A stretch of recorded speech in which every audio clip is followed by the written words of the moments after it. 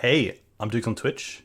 If you want to support the channel and greensunzenith.com, you can find my Patreon, merch store, and singles store where you can buy singles through TCG Player or Card Hoarder in the video description. If you want to get in contact, you can also find all that info in the description below for things like donation deck lists or just wanting to reach out. Alright, let's get right into it. Hey team, welcome back to Duke on Twitch. Back today with Naya Maverick, but with a little bit of a twist. The card I'm wanting to try out in this version is Anima, Soul of Elements, which is Rug colors, a green, a blue, and a red. It's a legendary creature. It's a 1/1 with protection from white and from black. Whenever you cast a creature spell, put a +1/+1 counter on Anima, and creature spells you cast cost 1 less to cast for each +1/+1 on Anima. This is purely because it is a green creature, so it can be found with Green Sun Zenith, and it has pro white. So it's going to be hopefully quite good against initiative. I am keen to try out how it goes. The other parts are quite good. We do have a lot of creatures, but not as many as a typical list. We do have a few non-creature spells to get to, but the ability to grow it is great. The ability for our creatures to be cheaper is great as well. So pretty keen to test out how Anima goes. That does mean I've added a trop into the mana base. I'm a big fan of making sure that we can cast anything from just our mana base. We don't have to rely on Green Sun Zenith or Mana Dorks. And as I said, we are playing some non-creature spells in this list as well. We're playing 2 main deck Wandering Emperor. Pretty nice against Murktide, pretty great against any sort of mono white deck. So pretty keen to see how the Wandering Emperor keeps going. Minsc and Boo, obviously just a really class act for Legacy right now. I think this card is fantastic. I think it's really good in a build like this as well with Exalted, because you can potentially attack with Boo straight away and then just sacrifice it without having to put counters on it first to draw more than one card. I am playing the Stoneforge Mystic package as just another way to have a hasty threat in Kaldra. Because we already have Fleetwood Dancer and Questing Beast. I guess we have Minsc and Boo as well, because Boo does have haste, as ways to steal the initiative. And Jide, just a nice card to kind of make sure that we can control the battlefield in some ways. And also it does make combat math a little bit difficult for opponents, which is nice. What else? We have Bolt. So this version has moved away from Punishing Fire and moved towards Lightning Bolt. Bolt lines up really well against Dragon Rage Channeler, which, when online, of course, is out of Punishing Fire range. It's also quite nice to have Lightning Bolt for White Plume Adventurer. Best time is typically on our turn when they're tapped out, but being able to bolt it in response to them potentially targeting it to put counters on it is pretty nice as well. And then, of course, just the Reacher Bolt is nice and potentially is something that people don't factor in to this deck. Fleetwood Dancer, of course, is probably the other card we haven't talked about too much. It is just kind of a mini Questing Beast. It isn't a legendary creature, which has some pros and cons, but having Trample, Lifelink, and Haste is really relevant in this creature matchups, especially when you want to steal the initiative, or you might want to gain some life against a deck like Delver. So pretty keen to see how that goes. And then the board is kind of built for what I expect online. The Blast effects, of course, just great against the blue decks. Batterskull for the matchups where I want something a little bit easier to cast and where life gain is relevant, potentially over Kaldra in, say, the blue-red Delver matchup. Carpet, Delver, of course. Force of Vigors, I think, is just a great card online. And then the Surgicals, the Mindbreak Traps, and the Deafening Silences are mainly just for combo. I think if any combo is online, it's going to be decks that are trying to go under the initiative. So having free spells in things like Surgical, Mindbreak Trap, and Endurance is pretty key. But just rounding it out with a Path to Exile, I did want to have one piece of sideboard removal, and I think Path is just nice and clean. It's tough to find a good removal spell that hits everything from Murktide to Delver to White Plume to Seasoned Adventurer without having too many hoops to go through, and I think Path is more than fine. A lot of the time, Delver's going to have the basic out, and a lot of the time, I'm going to be more than happy to give my opponent a land than having the threat. So let's see how this goes. The other little small thing is no Birds of Paradise, and that is just because I wanted to have mana dorks that allowed me to steal the initiative. Birds of Paradise can, but it can't without the help of another creature. So having creatures that can attack not only for the initiative, but also with Umuzawa's Jide without sort of course, jumping through the hoop of actually having an exalted creature in play is hopefully pretty good. So we'll see how this goes. I hope you're all doing well. There's a lot of prelims coming up, which is very cool. Green, white, red. Yes, play points. Nice. Gameplay. Very cool. And we just want to move this there. Perfect. But yeah, I hope you're all doing well. Hope you're enjoying, hopefully enjoyed some time off over Christmas or the new year. Potentially playing some Legacy Online, but the leaks have been pretty tough. A lot of initiative. A fair amount of Delver, but a lot more initiative than anything else. Hey Cloud Shark, thanks for the follow. Hope you're well. Let me know if you play Legacy. If you have like a local scene, what it's like.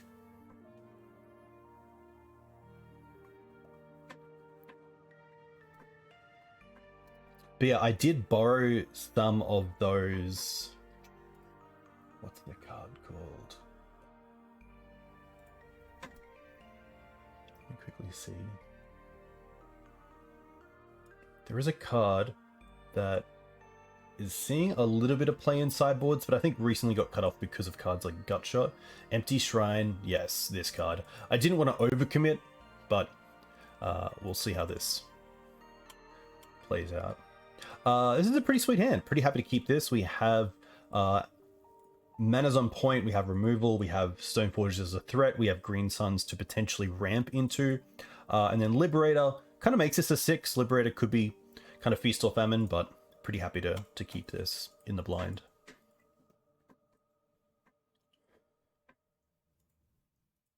Okay, we're going to be up against Painter, so the actual Liberator here is going to be fantastic. Kaldra's quite nice as well. I think here I'm pretty happy just to ramp. The Welder without any targets already in play is a little bit slow, so I think here I'm pretty happy just to fetch for a Savannah. Or potentially a Taiga here, just to turn on Lightning Bolt as a draw. I actually think that's fine. The only thing this doesn't allow, and I should have thought of this potentially, is it doesn't allow for turn 2 Stoneforge and Swords to Plowshares. So there is a world where we just go Savannah into Dryad Arbor and see what happens.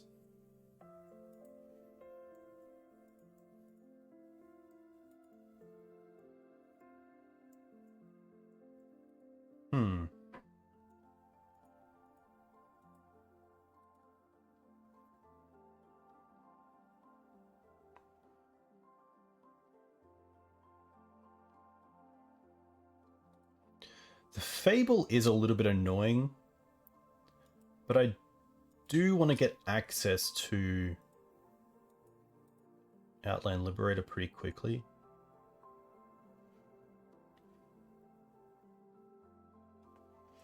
I think I'm happy here just to trade the Liberator with the Fable.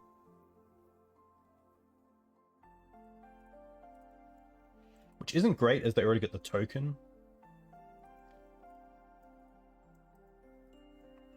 But I think the card filtration with Welder in play is just too good to allow them to have.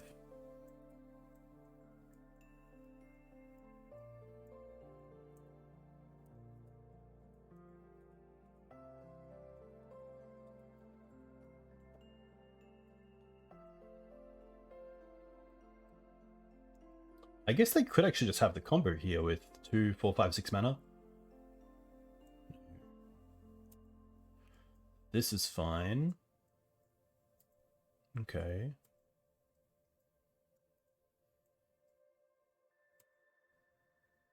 Noble.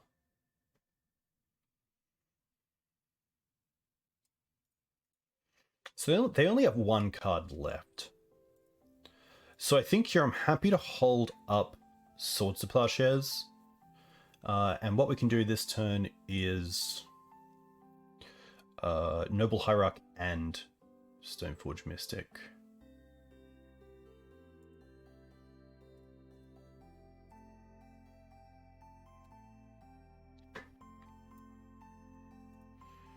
We'll go for Jide. We'll play Noble. And then pass.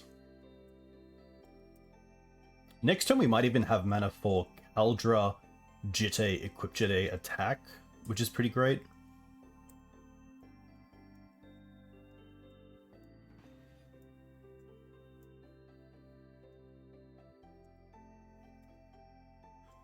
I'm happy to take this.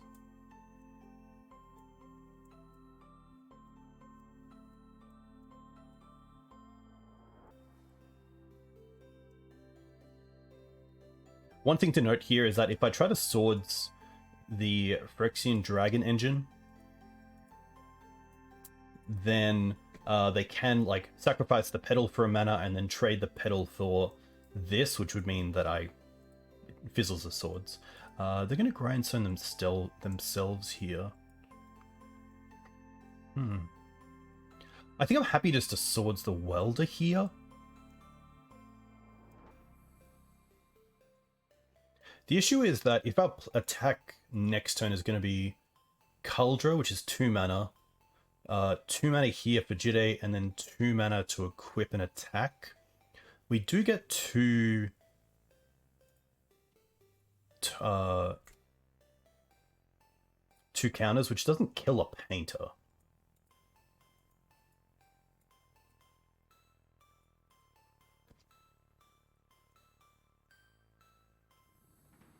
I actually am going to go ahead and Swords Paint the Welder here. Just so they can't obviously do something in response after.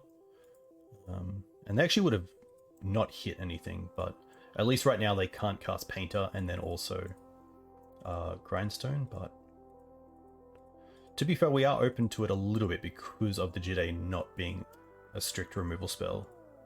Knight.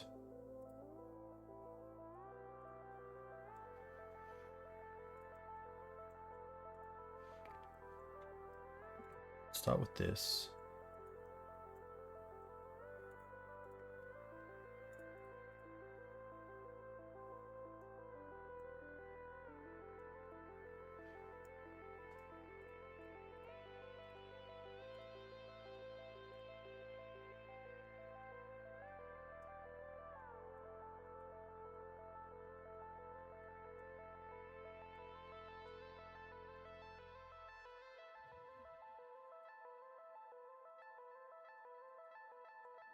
The issue with holding the sword this turn is that we don't have the mana to hold up sword and also do this, so I'm pretty happy to see them go to attacks. We will be taking 4, 5, 6, which thankfully puts us to 4, which just in case this deck is playing Bolt, we're not actually in Bolt range, which is really nice. So I think here they obviously just didn't have a way to deal with Kaldra, and we were able to get there, which is nice.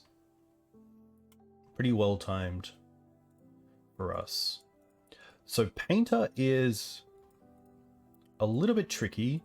I tend to not care about the graveyard, so I don't want to have Surgicals. I'd much rather just go after the actual cards that allow them to use the graveyard as a resource in the Goblins. The Force of Vigors are pretty easy. The Path is a pretty easy one as well. I'm not a fan of bringing in the Elementals and trying to mind game them with the Painter. So for now, it's really just these 3. The Emperors are just a little bit too slow, and their attacking creatures aren't that great outside of potentially big constructs, but I don't think that's really where I want to be. The Anima as well, protection from white and from black isn't that relevant in this matchup, so I'm happy to cut that. But all of these are nice, like the Fleetwoods, the Minsks, the Questing Beast, and the Kaldra all apply pressure really quickly, which is what I want. The cheap removal is obviously fantastic, and Lightning Bolt being able to take out Painter is also just a really nice catch-all. So I think just a small change like this is more than fine. I don't think I need the Batterskull. Like I think Knight as a beater is better than Batterskull. I could see, like, potentially Batterskull over Fleetwood Dancer. Especially if one of the ways the deck can just win very quickly is something like turn 1 Saga, turn 2 Ancient Tomb, maybe a few free spells like Lotus Petal, and then just a big construct. But I'm pretty happy to just make these small changes, go into the second game, see a little bit more and go from there. Hey Saito, welcome. Hope you're doing well. Always nice to catch you in chat. This hand's pretty slow, but I don't mind it. It has the mana we need. It has Endurance, which is obviously great against the combo. We can target ourselves if they do combo off and then put all the cards back into the graveyard to buy a turn. Pretty happy to see where this goes. I would call this kind of a 6 with the Cradle. That's a pretty nice 6.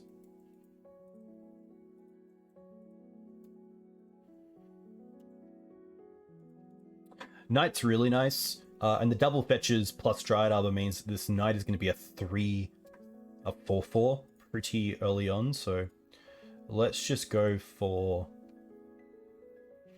probably Savannah here into Dryad Arbor. The reason to go for Taiga is because we have the Bolt, and in case we draw Wasteland and want to go Wasteland on something and then also Bolt a threat. But if they didn't play a turn 1 spell, they probably don't have a threat to play out. So I think I'm happy actually to go for Savannah into Green Suns. This is game 2. Lucky enough to get game 1 on the back of Kaldra and Jitte.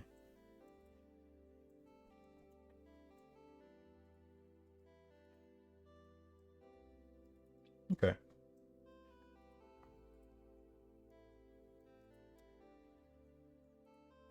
Okay. I don't really need to bolt this goblin, but I don't mind going for...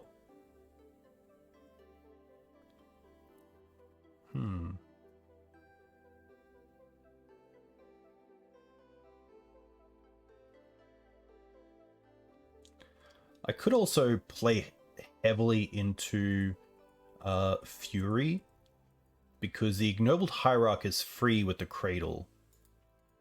But then the Knight would only be a 3/3. I kind of want the Knight to be a 4/4, just so our Fury is just a 1-for-1 trade, or a 2-for-1, I guess, if they pitch a card. So I think even though we can go for Ignoble Hierarch, land, 2/3, Knight, I'd rather just get Knight onto the field here as a 4/4.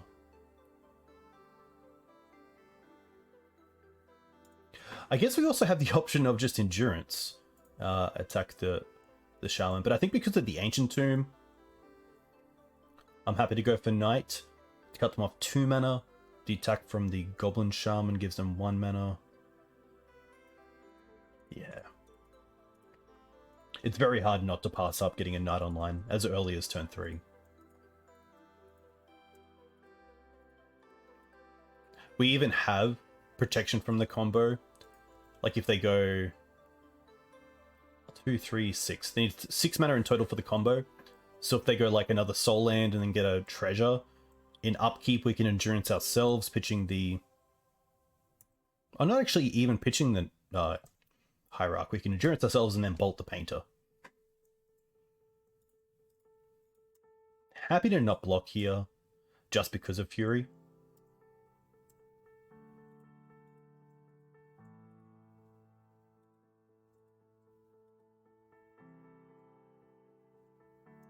I guess I could hardcast it, but that's going to be fine. That's a pretty good bolt target.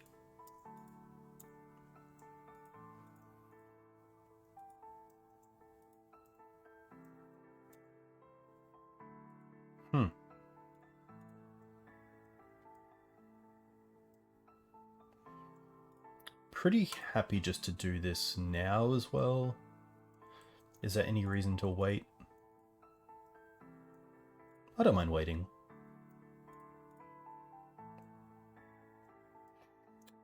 This will be free, which is nice.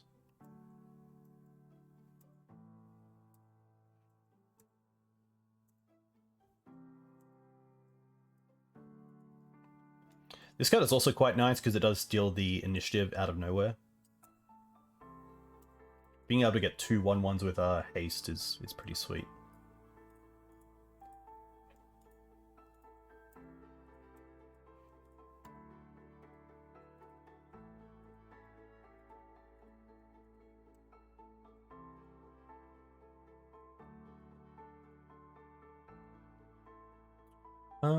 I'm not going to target anyone here.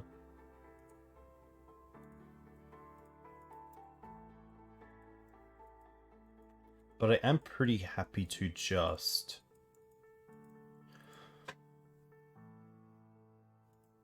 It's actually an interesting spot. I can either just give them all the mana they want and put the Endurance in front of the Fury, and then leave the Bolt for the Reflections, and then have this Endurance for the Goblin. I don't mind that.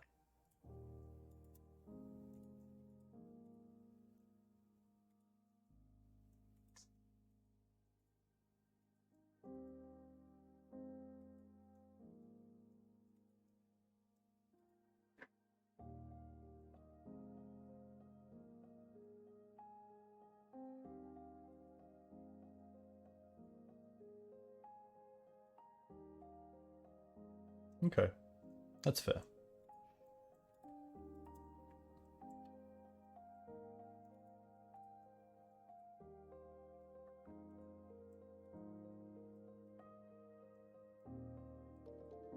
Another one. Okay. Hey Plane, thanks for the follow. You're well. I think here I'm still pretty happy to go after the Reflections, but it is tough.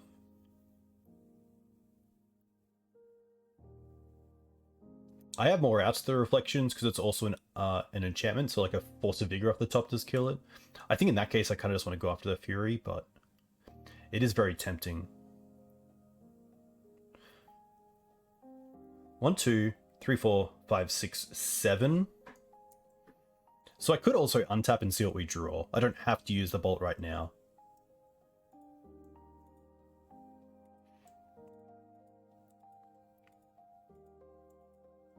I actually don't mind that. There's only a few things that make that a bad reason to do that. Wasteland not great here because they obviously have these goblins just creating mana straight away.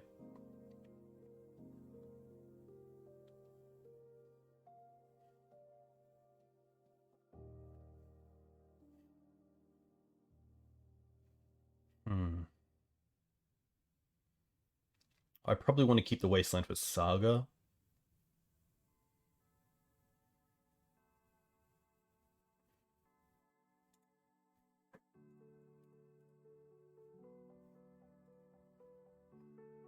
And I definitely want to Bolt now before the Reflections is on.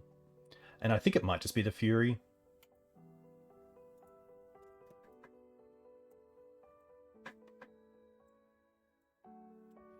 I'm also not blocking, so I might as well attack here.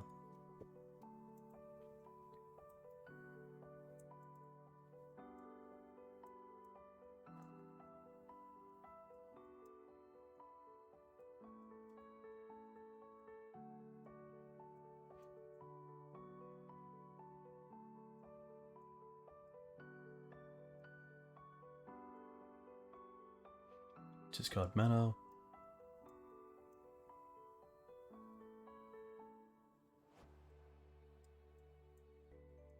Yeah, it's cool to see players like Mark Stratzman, who are playing around with Punishing Fire still.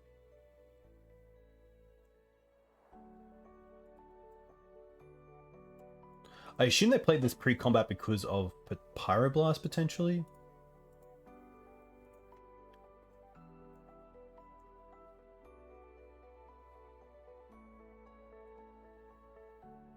I actually am going to target myself as well, because the extra endurance and the bolt are quite nice.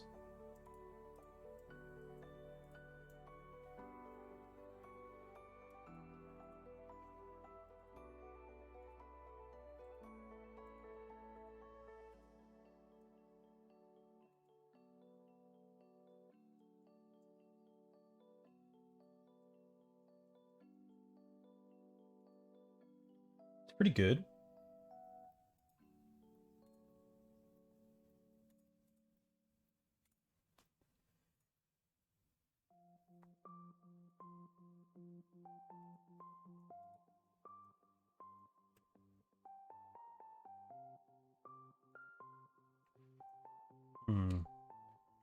Now we're in a really tough spot.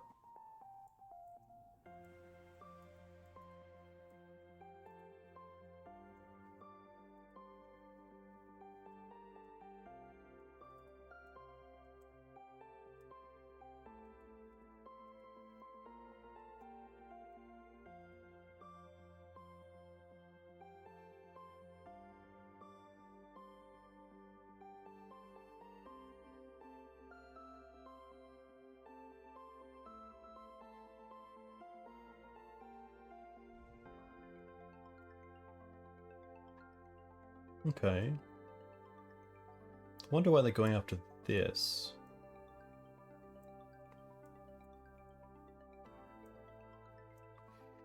Interesting, because the most I could have blocked anyway was 4 damage, and the bolts to the face would have been 6.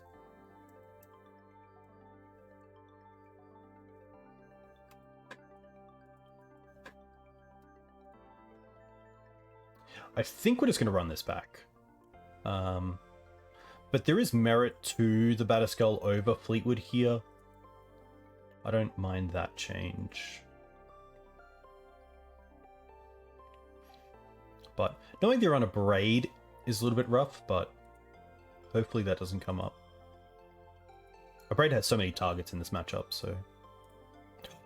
Oh my gosh. Did I just... I just lagged. I just lagged over the button and sadly said don't go first, but I think we have to keep this.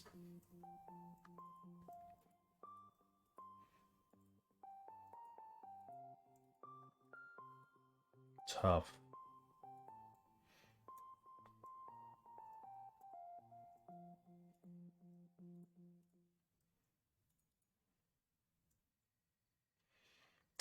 Let's go for Savannah here into Noble.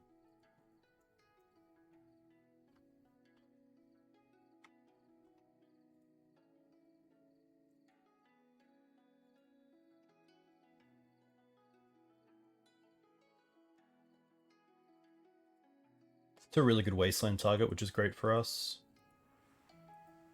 Able. Okay. Cradle's kind of nice.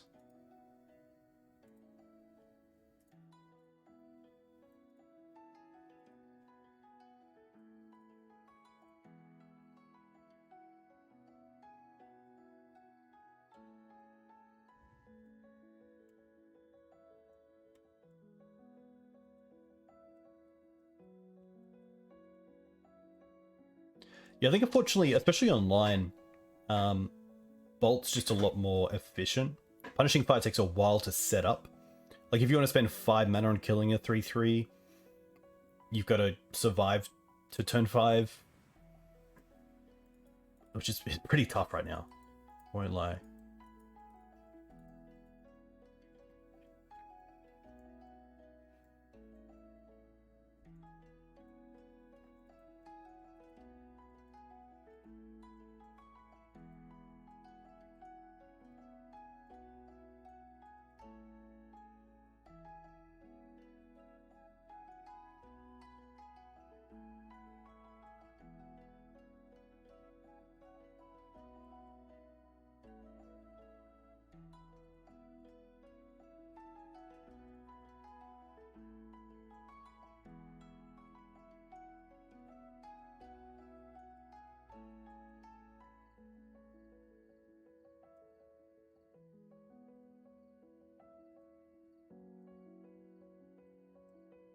Actually pretty happy to get in here.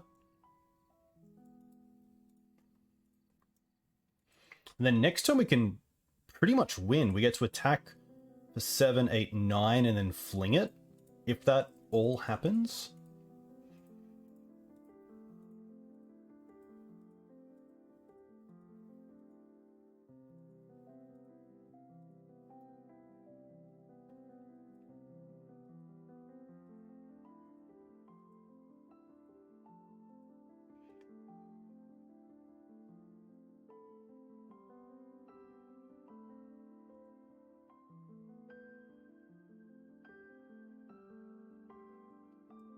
This is probably one of the matchups where I kind of want an extra version of Force of Vigor.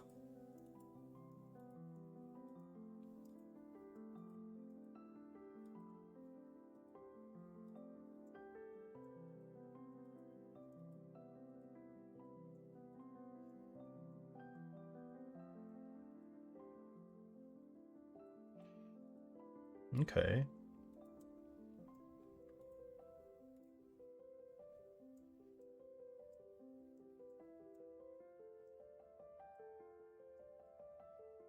Yeah.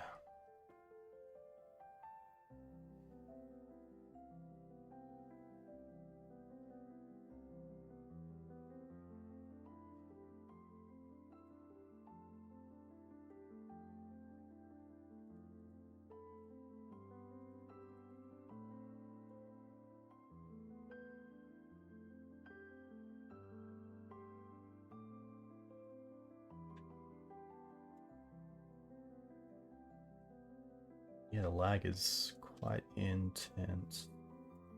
Rough. One little mistake and it all comes crashing down.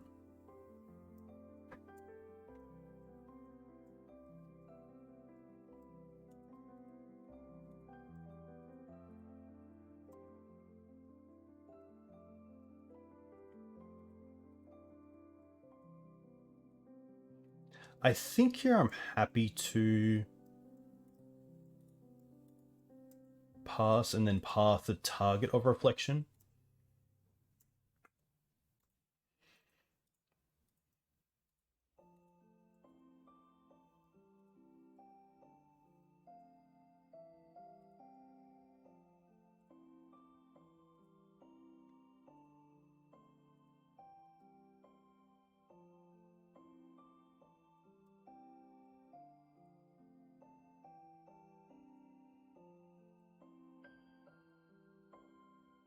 Hmm.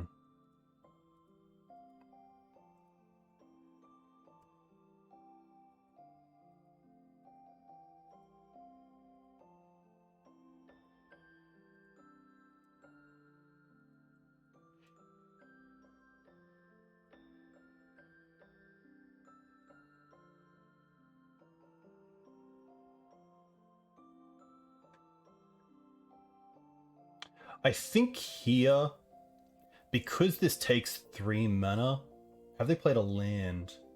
I kind of want to path the painter now before they get these. But potentially I don't even need to. I kind of want them to go all in on this because then upkeep, if they try to go after it, we can just swords it and then we have 1, 2, 3, 4 mana for Boo. So I feel like this is okay.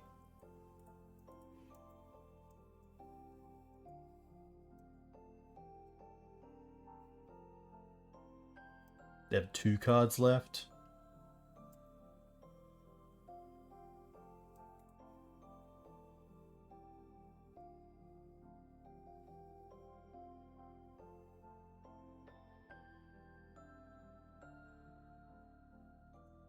Jeez, another Fury?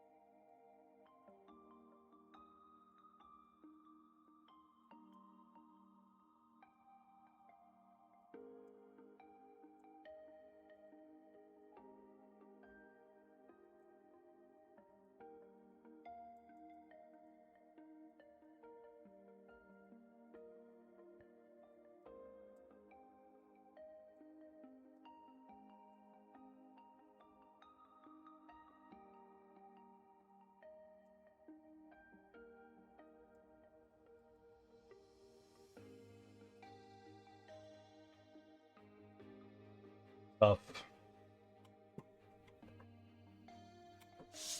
Really tough. I'm going to quickly restart MTGO, and I'll be back in a second.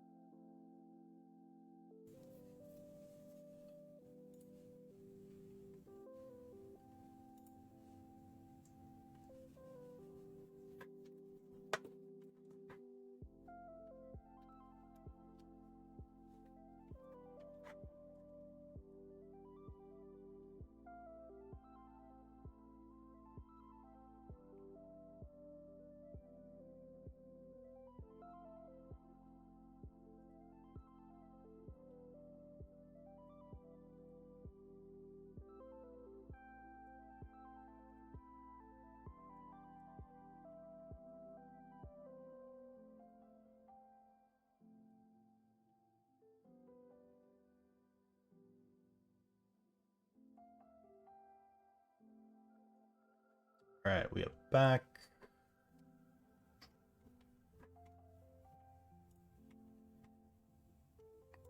Nice. Tough. I think you're in a pretty good position there, but that's life.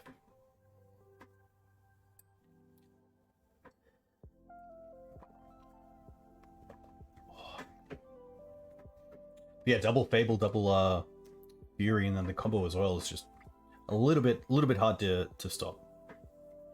Really need like multiple pieces of interaction against that sort of start.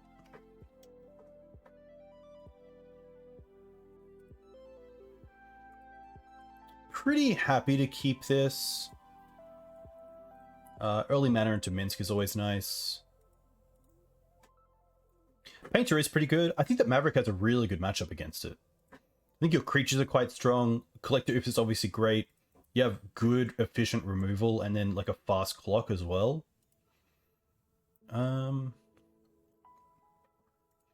Happy just for Sav here.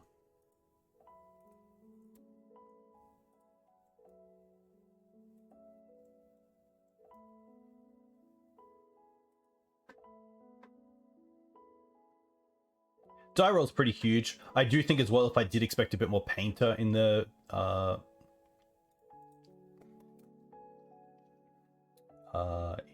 leagues, I would probably play probably one more Force of Vigor. Just always has really good targets. The goblins do make it a little bit awkward because they can get back things, but hitting like a Saga is obviously very strong. You do have a lot of removal for the goblins as well, so not too bad.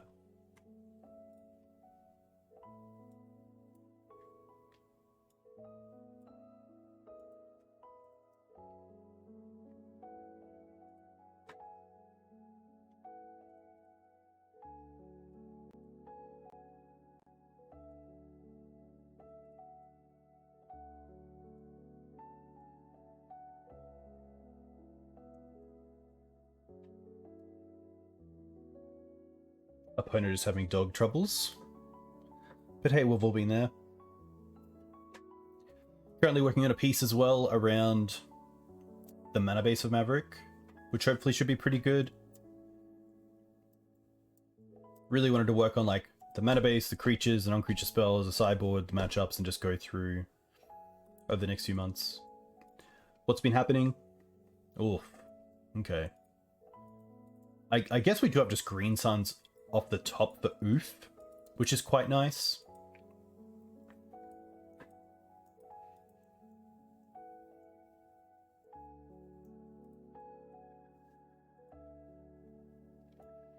Correct. Karsten was a big part of the Charleston one. Alright. Pretty good start. Can we find green suns? No. So we're definitely not playing this. We're not playing this for now. So I think it's Windswept Heath. Holding up Dried Arbor.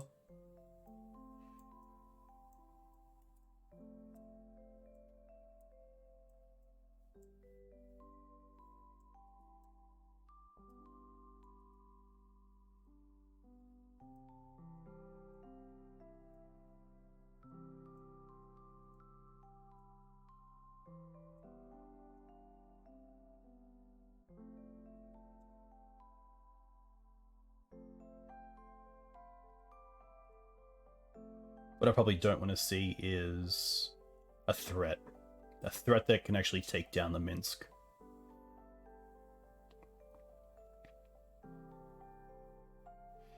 Okay.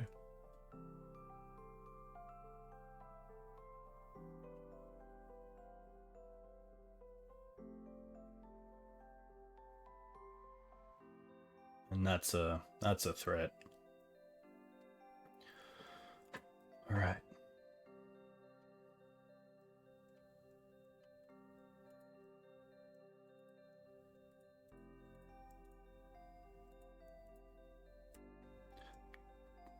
I'm not going to get Dried Arbor there.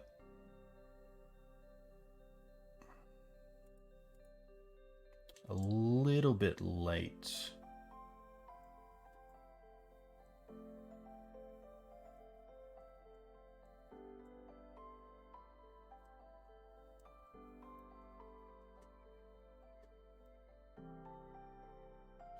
This is tough because Minsk doesn't really do a whole lot here. Because the 5/5, I guess we can attack into the Kappa because we get Exalted.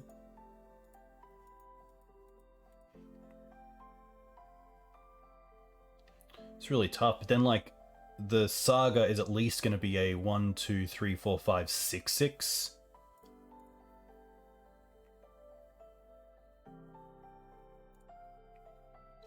I think sadly the Saga is the bigger threat here.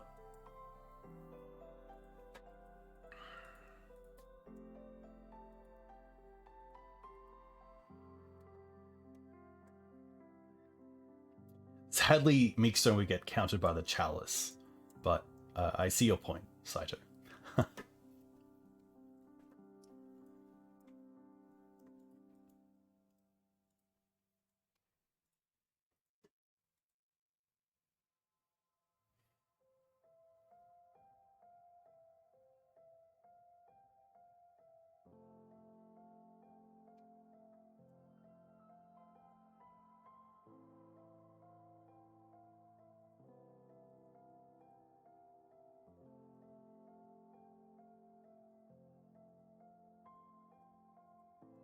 Alright, they see the Minsk. They have one card left. They see the Kuldra. I think at this point I will just get the Dried Arbor out of the deck.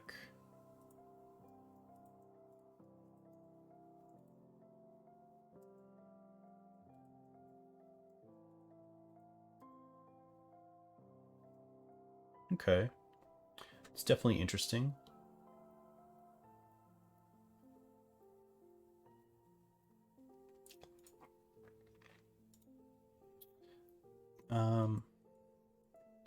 So this is Ward 4, so Outland Liberator is 5 to activate. So I'll need to Green Suns for 3.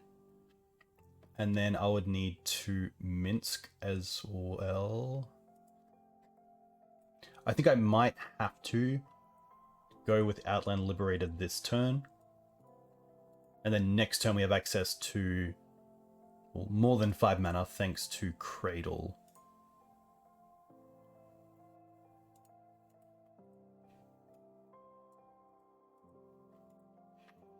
I don't think there's a way to be able to Minsk this turn, get Boo.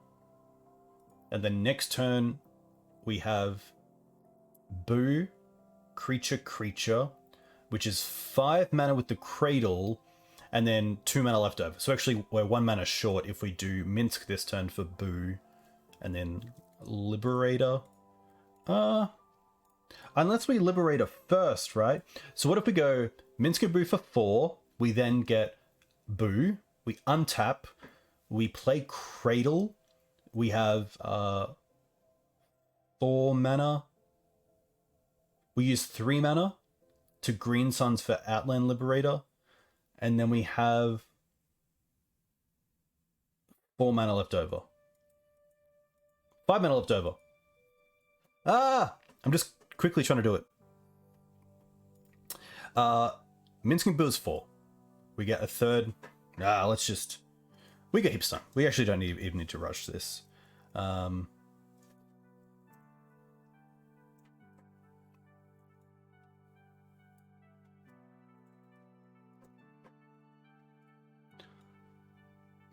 so... 4 mana for Minsk, and then we get a Boo. We get to untap. We play the Cradle, which can tap for 3, but if we go 1, 2, 3 first for Green Suns for Outland Liberator, we then have a 4th creature and 1 left over, which is 5 mana, which is enough to Cradle into kill Kappa. So that does work. Nice.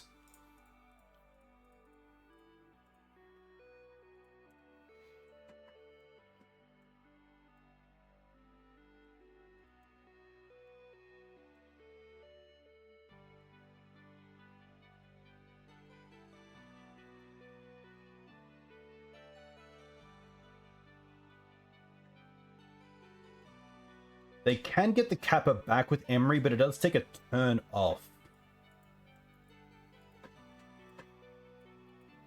I could kill the Emery, that's very true.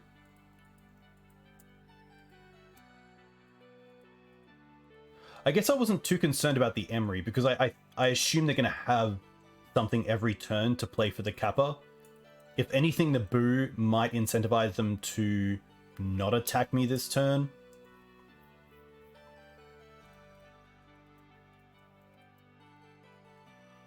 And attack the Minsk.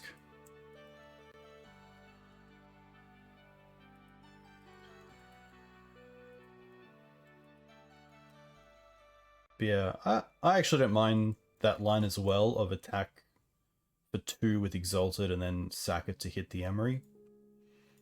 And go from there. Probably makes more sense. I think that's just tunnel vision into the Minsk.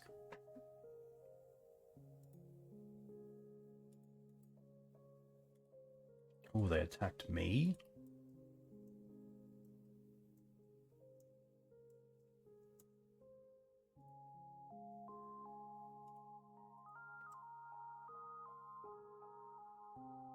Okay.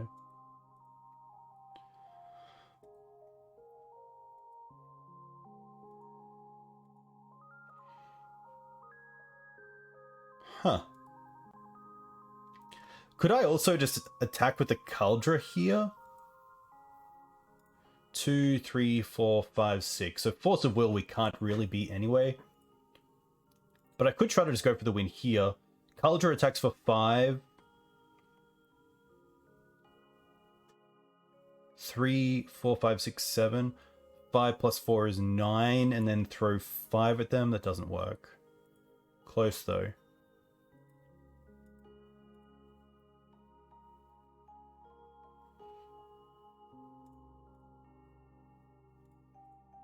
Start with Green Suns.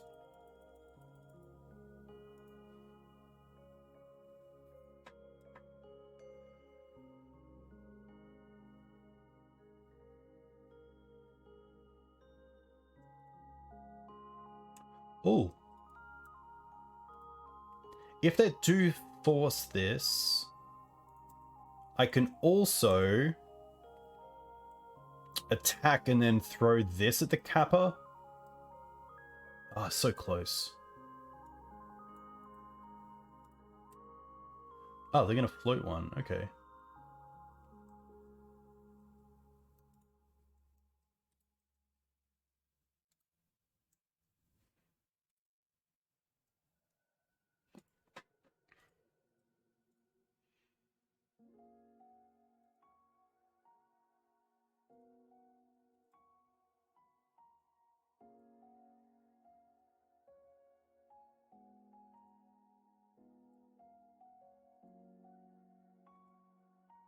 They're going to try to bounce it. So here we have to tap the cradle.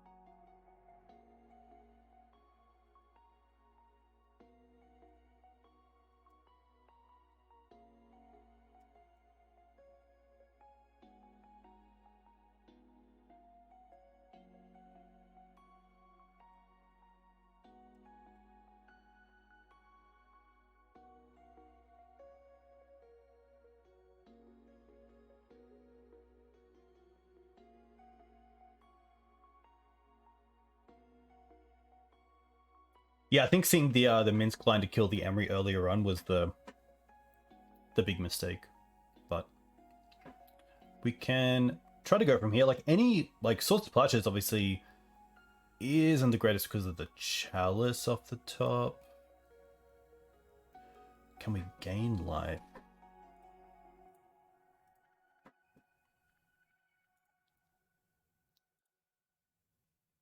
Oh, Fleetwood Dancer. Okay, interesting. Oh, Fleetwood can also... Interesting. I can also Minsk Fleetwood.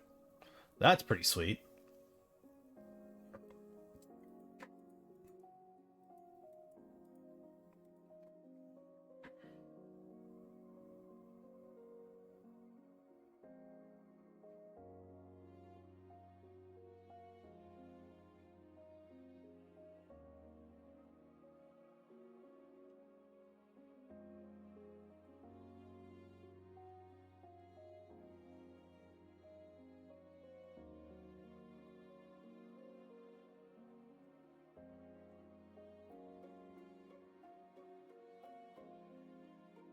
It might just not be good enough.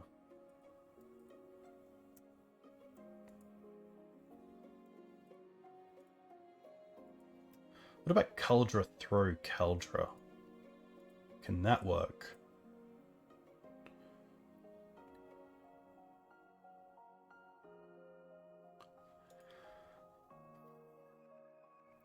Three, 4, 5, 6, 7 mana to play with.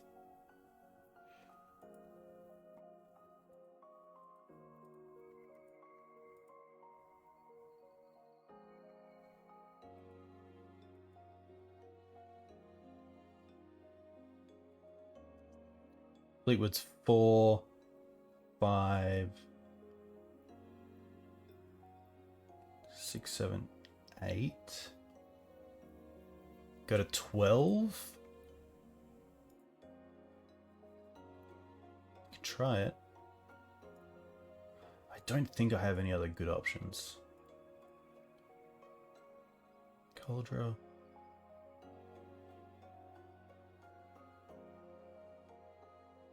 Let's try to see if Cauldron's aligned. So 5, 6, they go to 7.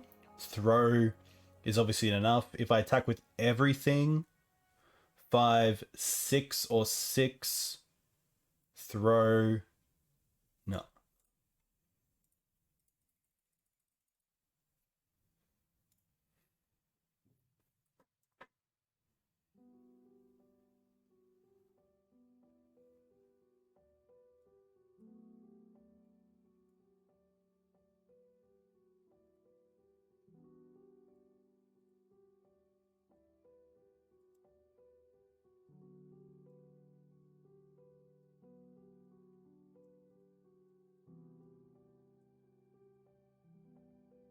Ugh.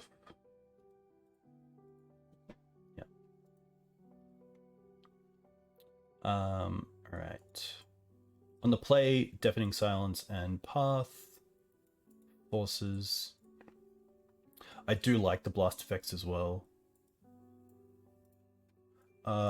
Emperor's a little bit slow.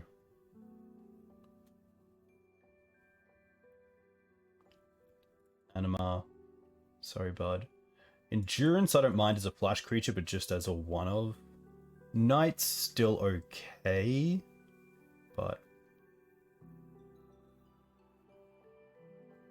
being able to find Wasteland and Karakas is quite nice for Emery and also Saga. The Mystic package? Could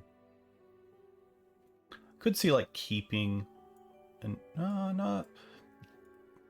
Yeah, because of the bounce, I actually don't mind that. I don't mind just keeping in probably just one more endurance.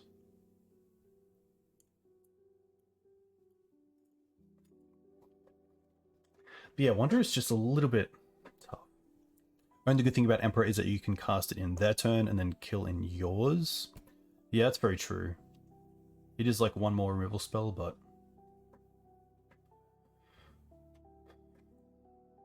I think this type of package is pretty nice. Take that score as well.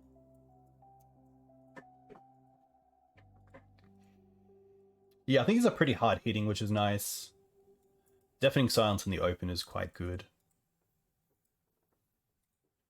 And obviously the extra path is pretty relevant.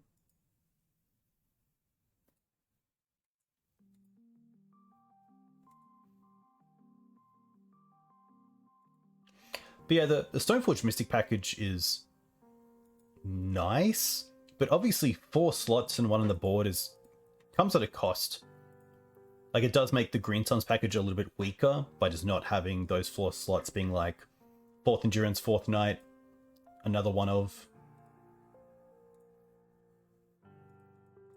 Pretty happy to keep this.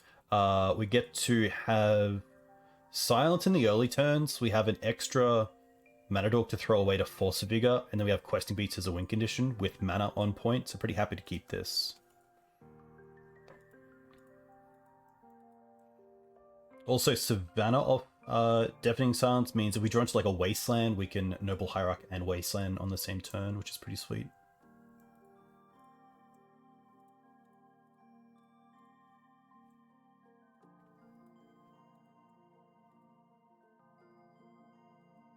And at least if they force this, it kind of plays into the Force of Vigor, which is pretty nice because they're obviously going to play a few things out quickly.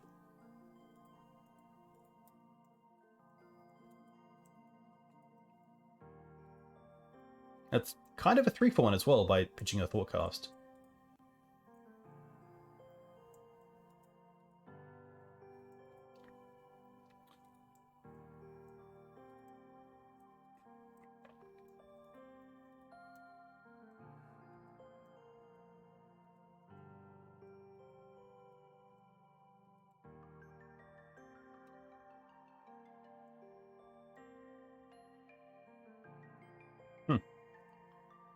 Plateau a little bit awkward here, but not the worst. We have 2 haste threats. Like, even a land off the top is quite nice because it puts us to 4 mana.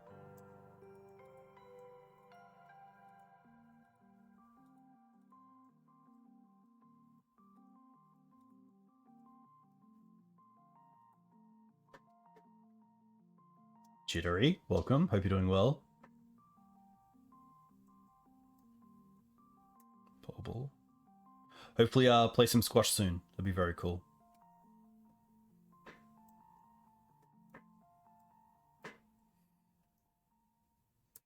This is fine. Probably naming Minsk as just in the blind.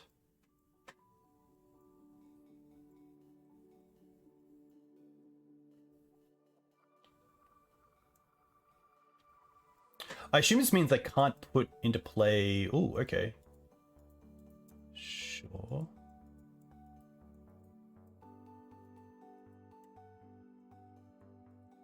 They see Ignobled Hierarch.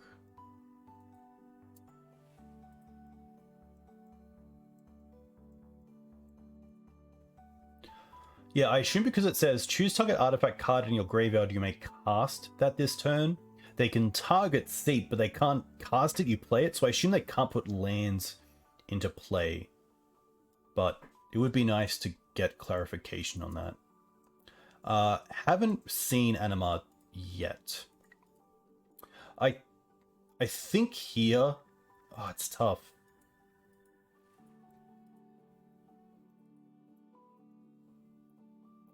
If we don't draw a land, I want to cast the Ignoble Hierarch to make sure we have 4 mana. So I think here I'm actually just going to untap and see what we draw into.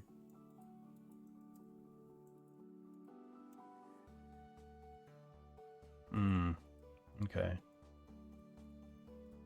Well, now at least we have Force Pitch Force. Or Force Pitch a threat.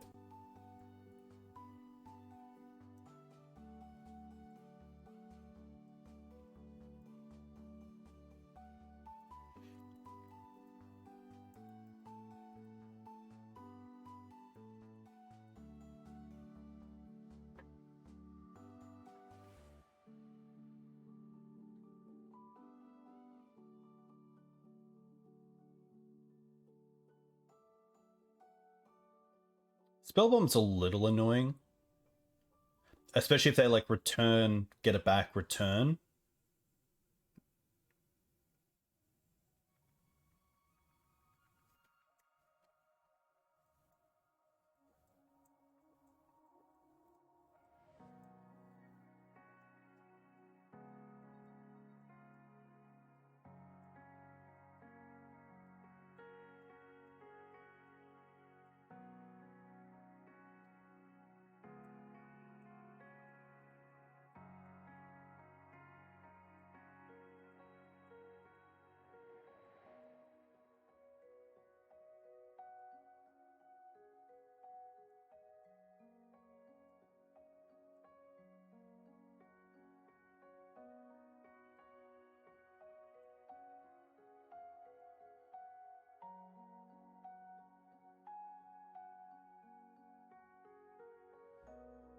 Punishing Waterfalls. I mean, yeah, we could just like untap and then see how things go. Like, I don't really want to hit the land in the Spellbomb here because then they can just bounce a creature of mine, and then if I don't have anything next turn, it's pretty rough. Demo. Yeah. But at least they're not applying that much pressure either. They're drawing cards, which is rough, but... that's actually a great draw. That's a really nice draw.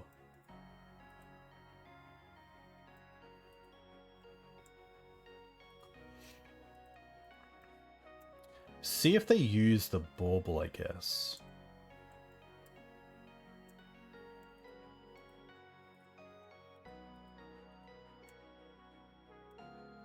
So hopefully they tap Emery first. And then we can destroy some things and then endurance them.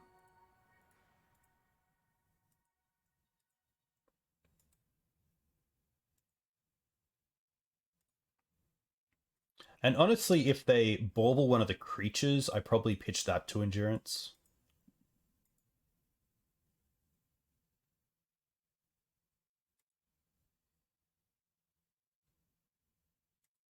Ugh.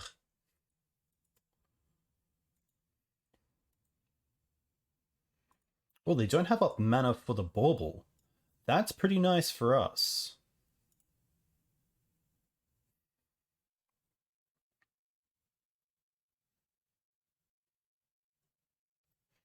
I think here we just take out the bauble and the spellbomb, and then endurance.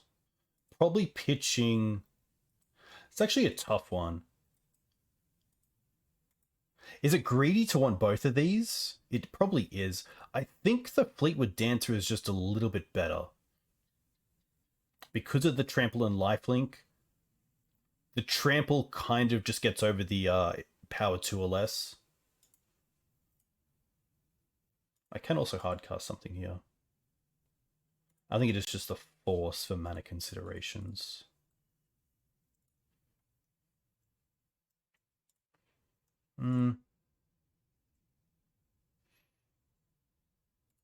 I guess I don't mind these. The Minsk needle I don't really care about here.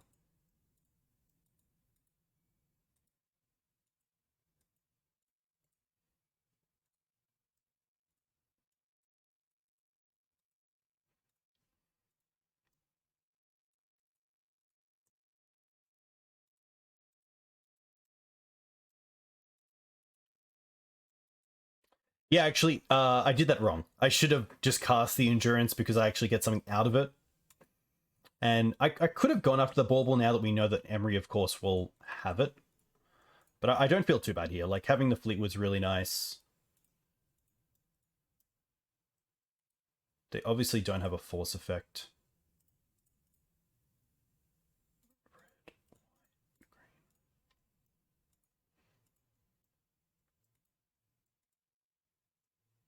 I will play this.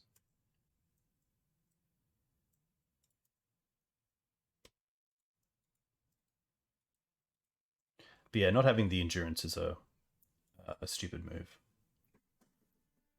Just kind of showing you what not to do here.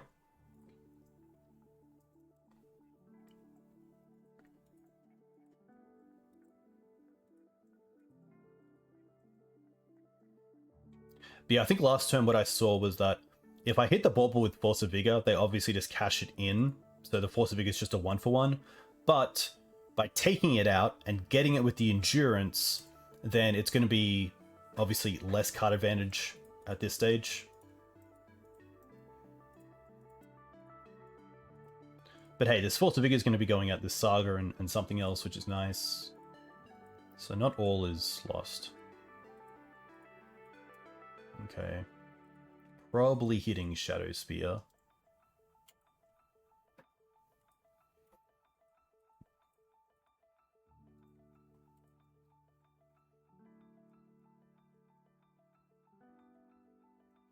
Alright, so they know about the Force of Vigor. Upkeep will fetch for draw. I should have done that end step. I actually stopped on end step. I'm not sure why it didn't.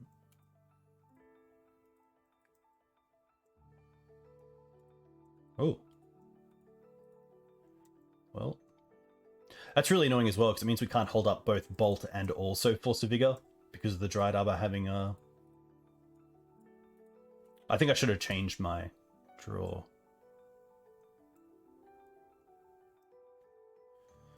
Petty Theft.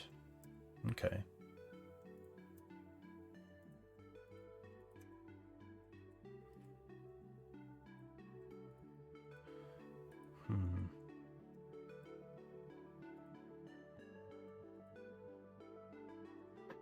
Yeah, that's really awkward, because now we can't bolt the Emery and then also take out these.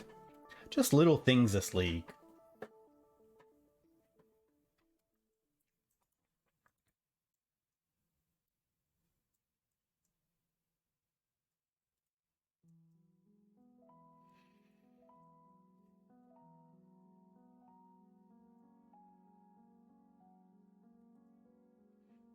Hmm.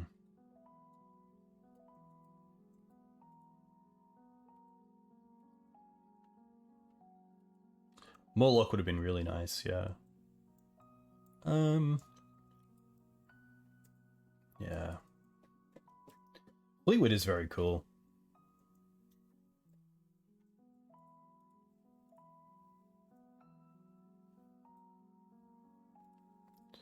Tough spot, but I think here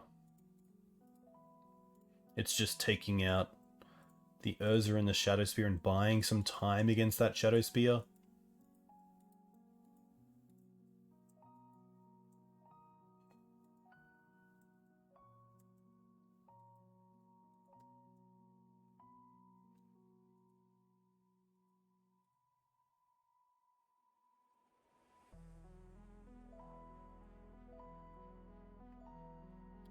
There's a world where they actually don't even get it back this turn. And that leaves open the Bolt to take out the Emery.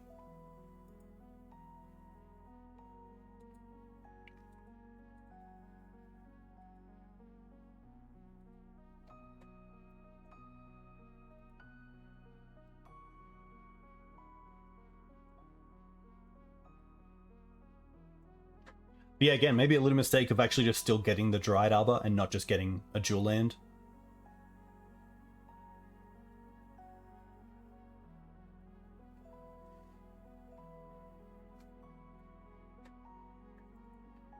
That's not too bad, because that does mean that the Shadow Spear isn't connecting this turn. Unless their land is specifically Soul Land, or if they have like double Bauble, etc. Just remember going to the bin is pretty huge. That is one less out for this for the Fleetwood. What's this? Chalice for 0? Okay, just to get Thopters? Another Chalice for 0 just to get Thopters? Okay.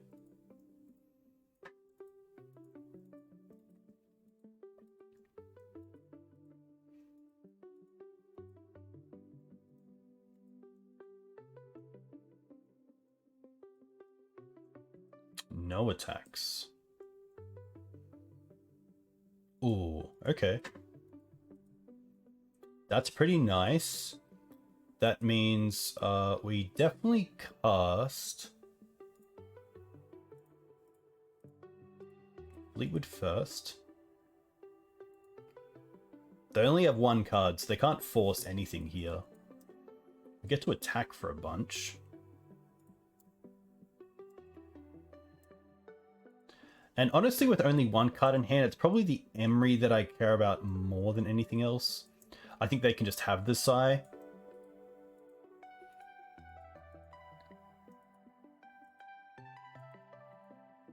Ooh, but maybe the Caracas. We'll see how they block, but Caracas could have, like, if they block with everything. 1, 2, 3, 4, 5, 6, 7. Caracas and Bolt deal with 2 of that. Yeah.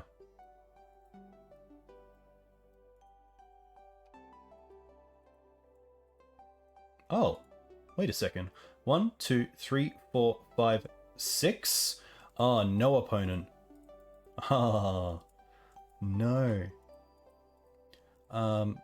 So I guess we put Sai to the back.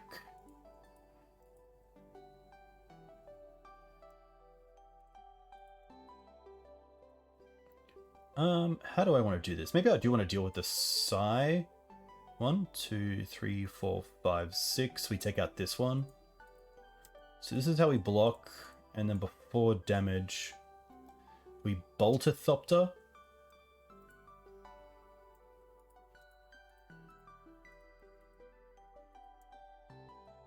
This takes care of Sai and 2 Thopters. They didn't block with the Emery. That's the big one. And now we Caracas the Emery and pass. It turned out pretty well for us. They do now get a Thopter with the Shadow Spear, which kind of saves them 4 life a turn, but not too bad.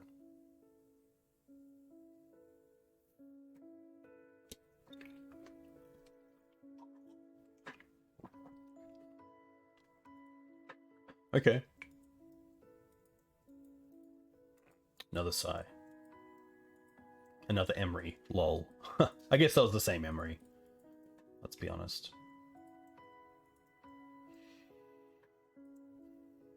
Alright. Game on. Oof. Start with attacking.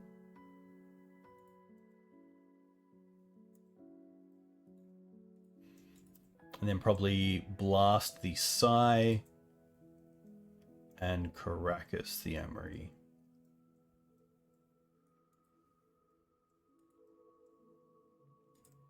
Wow, they keep everything.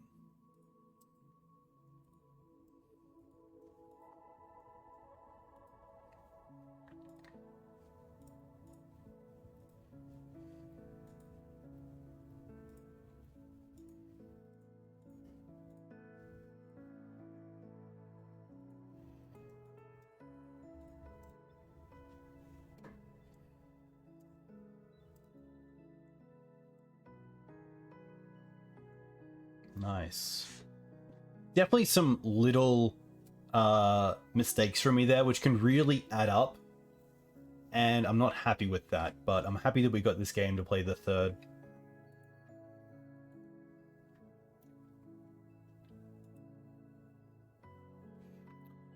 pretty happy just to run this back. Even though Deafening Silence isn't that great on the draw, I still think this is fine. With Deafening Silence.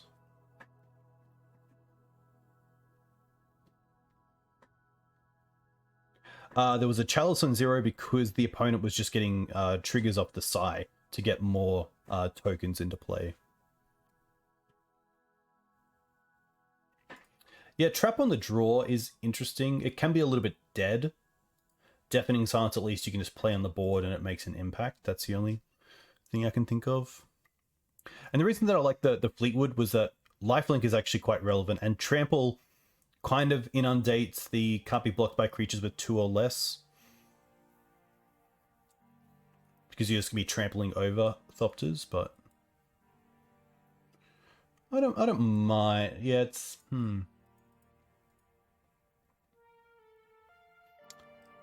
There's a lot of hands I would keep without Mindbreak Trap. There's a lot of hands I would keep without Deafening Silence.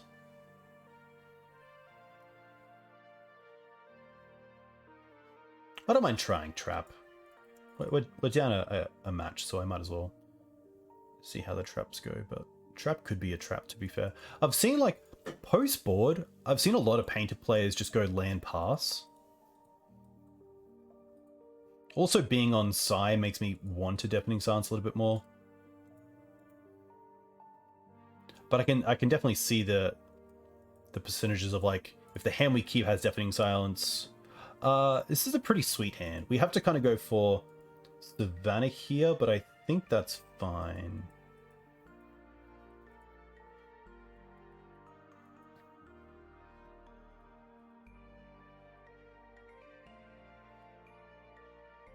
It's quite mana intensive. They start on like a Chalice start, it's pretty rough, but I think otherwise this allows us to control the board for a little while and then have the endurance. And there it is, lane go. Trop, okay, that's pretty nice. That's the third land. I wonder if, it's obviously all dependent, but I wonder if they go for Pithing Needle off the Saga or if they go for a Shadow Sphere line. Like, it probably depends, like, if they have a creature in play or something else, but not too unhappy with what we have here.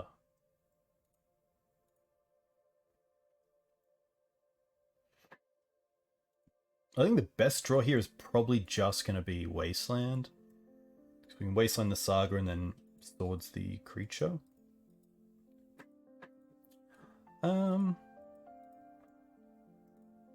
Look, I don't mind having double Sword up.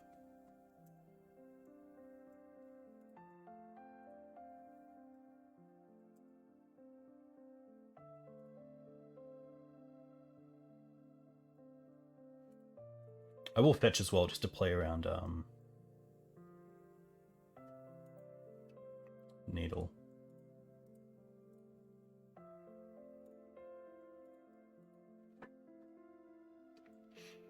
I don't want to throw both swords at the constructs though. I'd rather just take out the one with haste.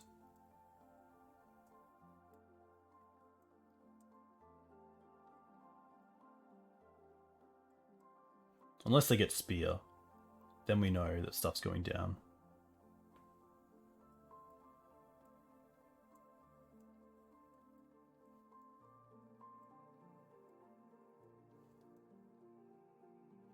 And Emery I'm not too concerned of because of the endurance we have.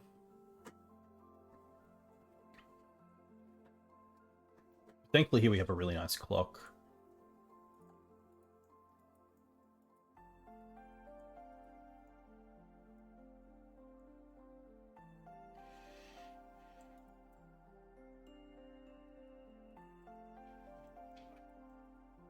Okay.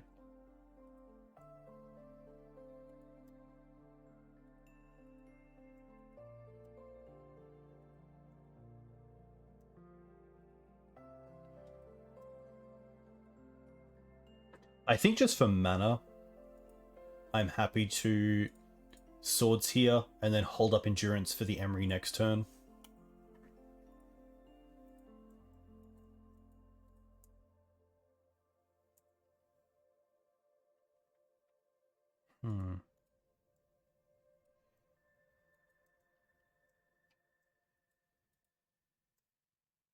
I wonder if they bauble end step. They have been in other games.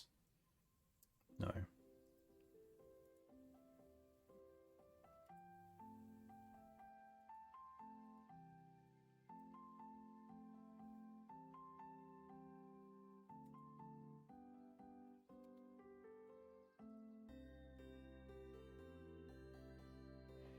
I don't actually care about this chalice right now, so I don't mind if they force this. Yeah, that's going to be fine. Because now we have a real clock getting there, especially if they use this Ancient Tomb to cast the chalice.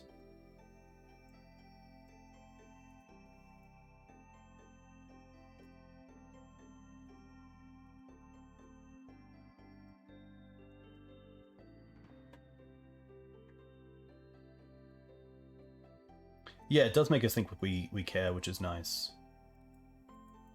Bauble, they see Forest, that's fine.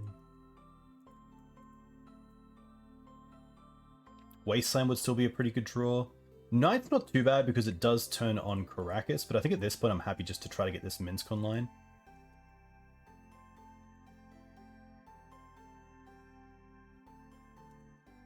Horse, sure.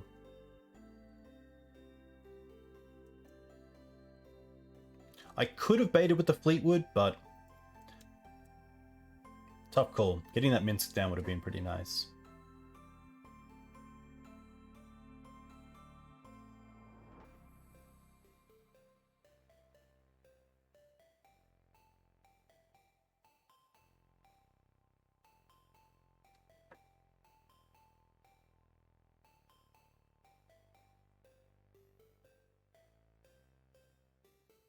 One card left.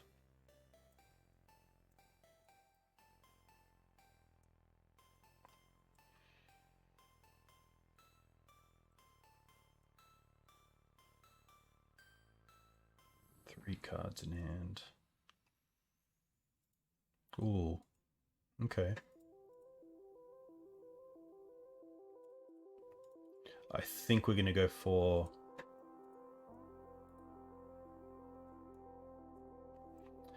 Force here.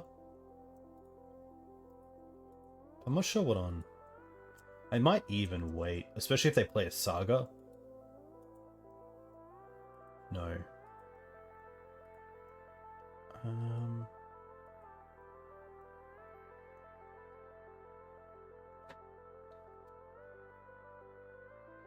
Two, three, four, five, six. I actually don't care about Kappa Cannoneer either here.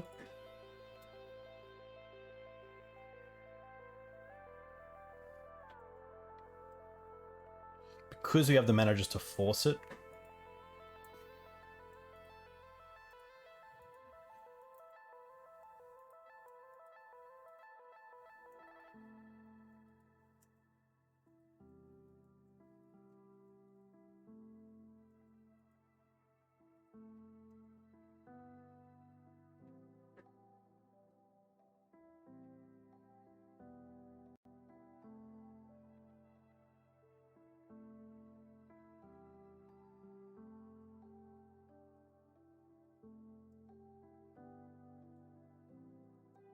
Okay.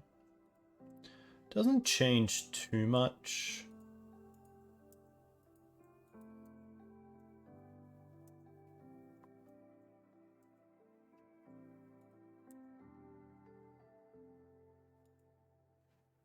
Okay. Oh, the chalice. Yep, my bad. My bad. Just one of those streamer things. Tough. And yes, we could have forced. Aye, aye, aye. All good. We got time. The old chalice check. Oh.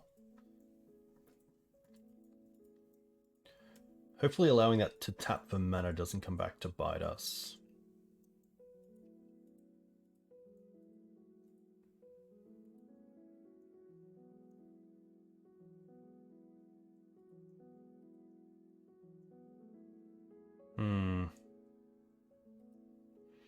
Still not too bad.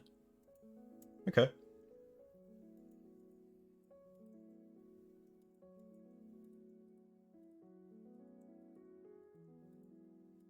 Oh my gosh.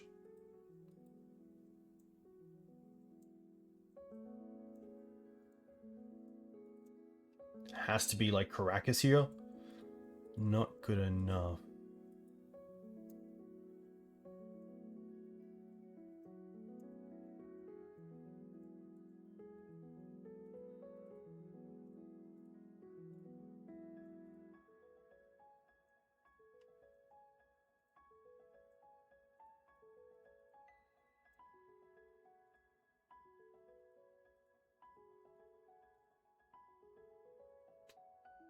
They do get to recast it.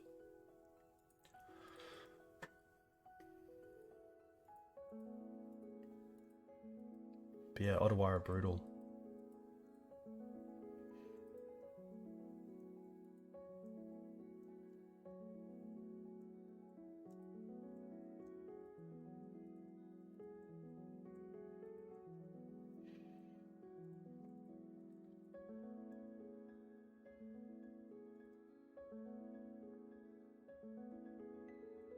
Okay.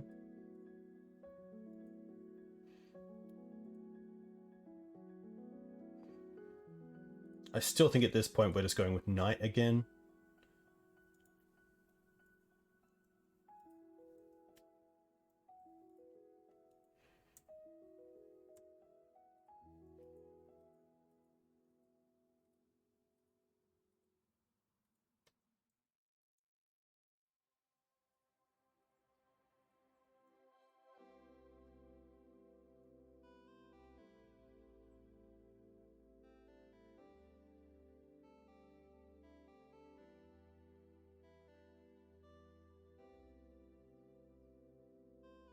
Don't be pretty.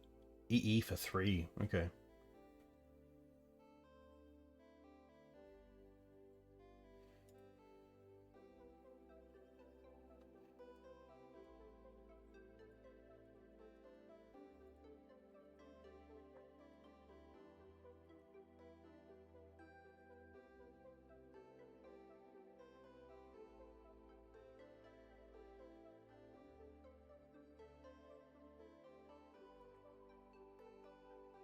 Yeah, it could have been. I felt like I had more outs to the Emery, but maybe not. Like with the blasts in the deck.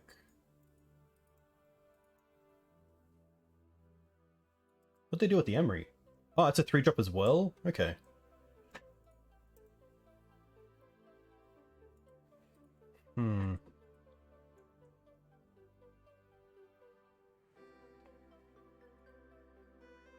With 4 cards, I assume they have...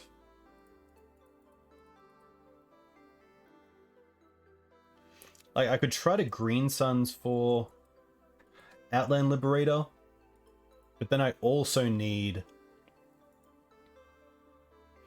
to draw a land and survive at 10 when this is already an 8/8. If I Fleetwood, I at least give my chance to draw into the other Force of Vigor.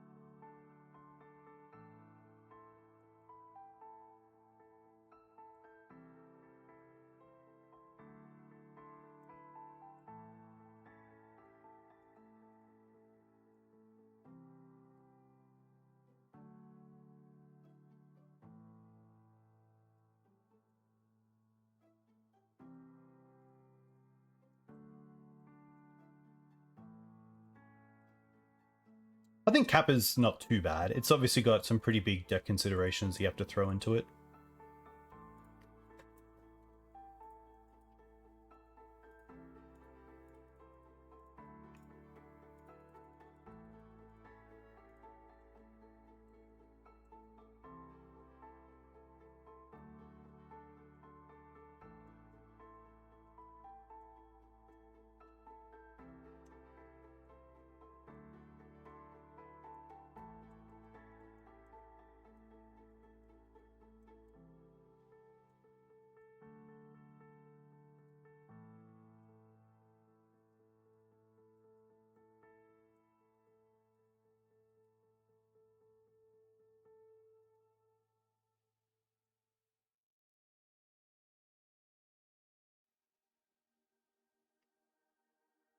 Oh my gosh.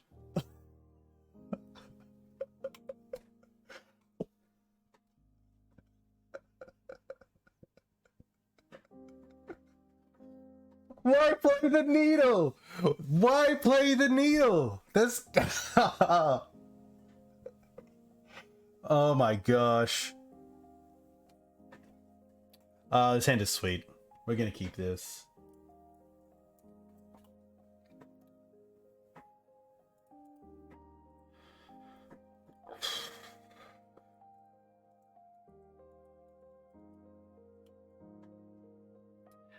At least that's a great way to learn how to respect the clock. That's a tough one. I thought that they... Yeah. Alright. Here's the big test. Oh, mono black?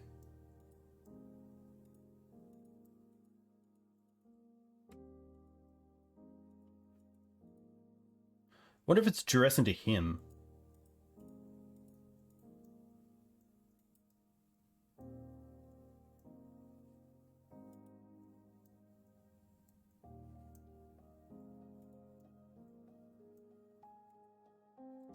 Ooh, is this a turn one?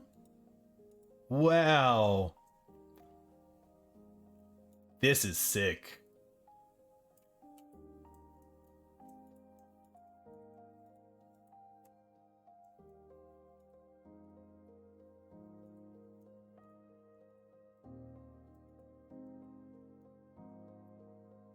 That's the 7.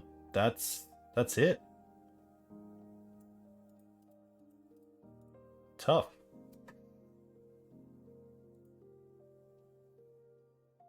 Okay. Path forces. That's probably it.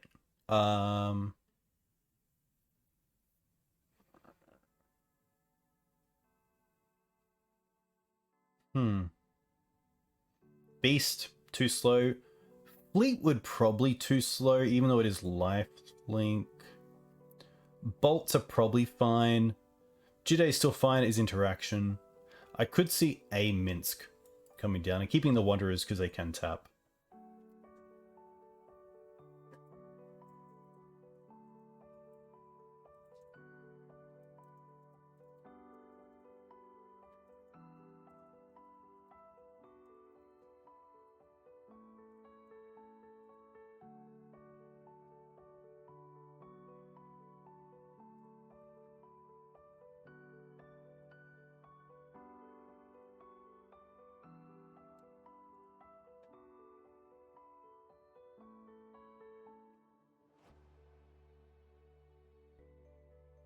I don't think like Deafening Silence is worth it against ritual decks. So it's really turn one or bust.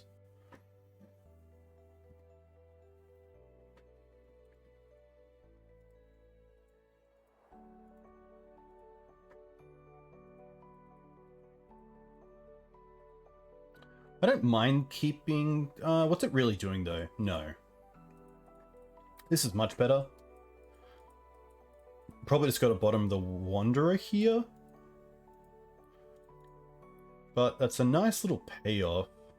It could actually be the Oof, but Oof hitting any sort of Chrome Mox effect is quite nice.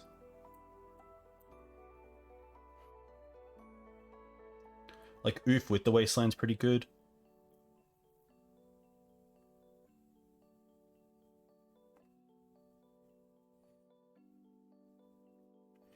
I think it is the Wanderer, just because we have so many cards to draw into that are quite good.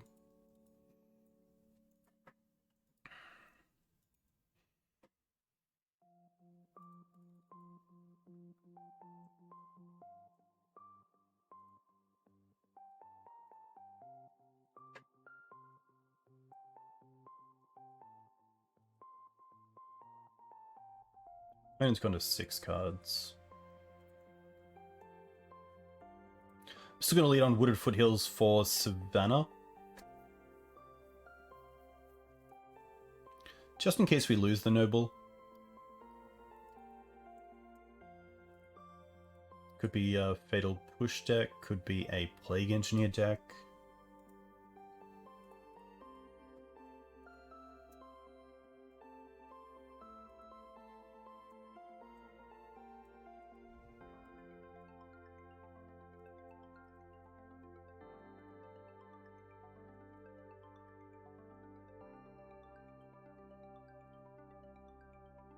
If they take the Stoneforge here, I don't mind just going Wasteland into Collector Oof, but still we draw into. Okay.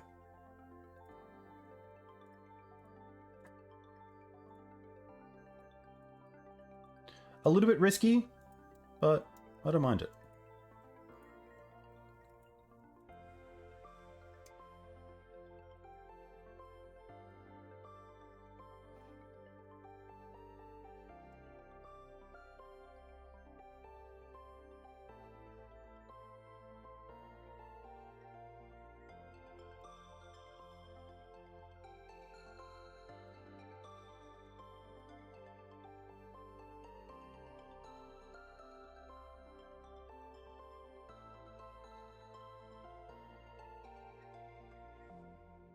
Okay.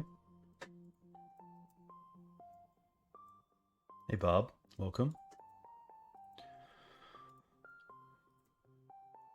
They could have like spirit guides here, but we'll see.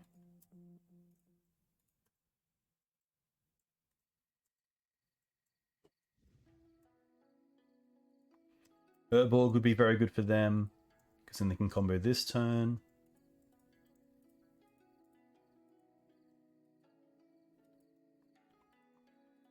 Ooh, nothing? Okay.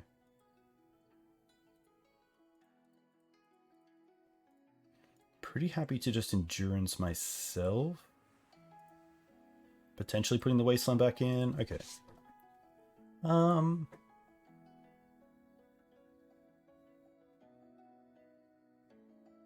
The traps are interesting, but I feel like on a turn where they're playing more than one spell. Yeah.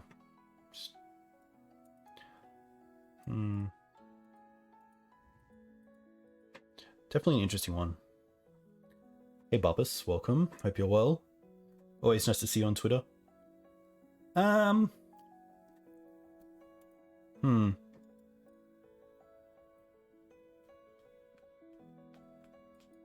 Hey Jade, oh, do I have co-host? Well, you know, we'll keep it. We'll keep it. I think I'm happy with this.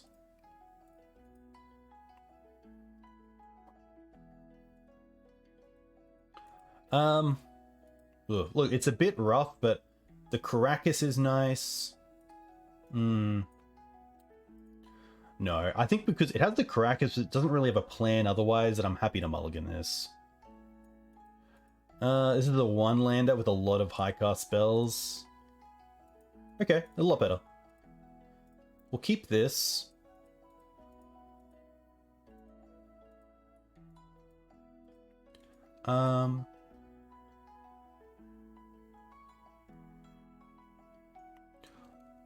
Honestly, I don't mind dropping the Windswept Heath because of Opposition Agent.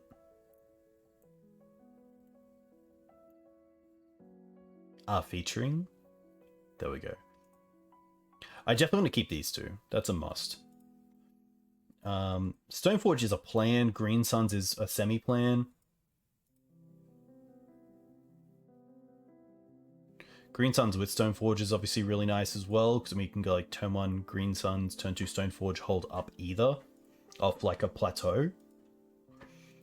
No, we can't actually, because we would need to play the Taiga to Green Suns, which is 2 green sources, which means we have to Windswept Heath into a white source for Stoneforge, hold up green source, which doesn't hold up either of these. I want to keep the Bolt as a just in case they have like some other plan, like maybe a Voidwalker, and not have to spend a sword on it.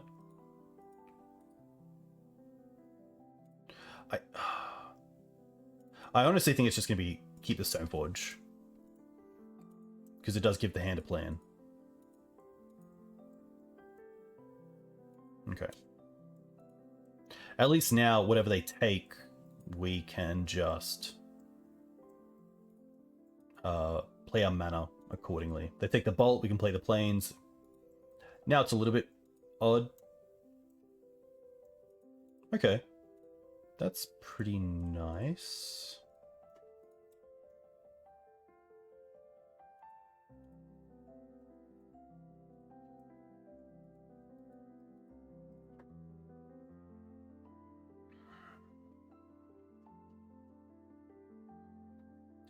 Oh, they're just playing it out? Surely their last 2 cards aren't Dark Depths or like Crop. I guess if they have Crop anyway, doesn't really matter because we have the sword.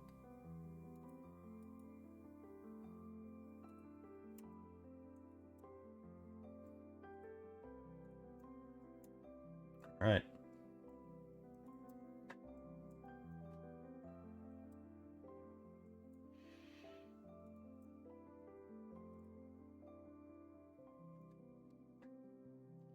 Interesting that they played it out. Hexmage is obviously a big resource for this deck, so playing it into removal makes me think they just have another threat they want to play. No?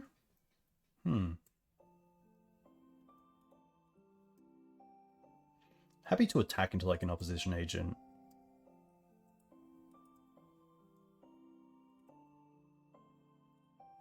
Play this and pass.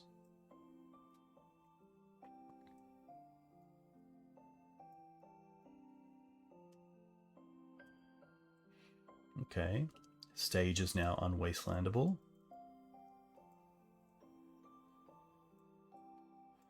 Saga's pretty good. Did we bring in Force of Vigor? Yes.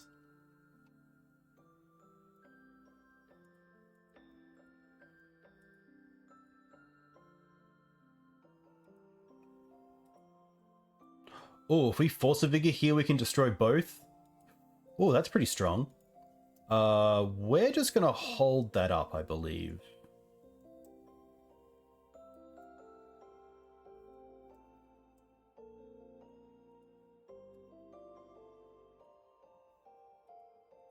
I assume they probably have like a Pithing Needle effect.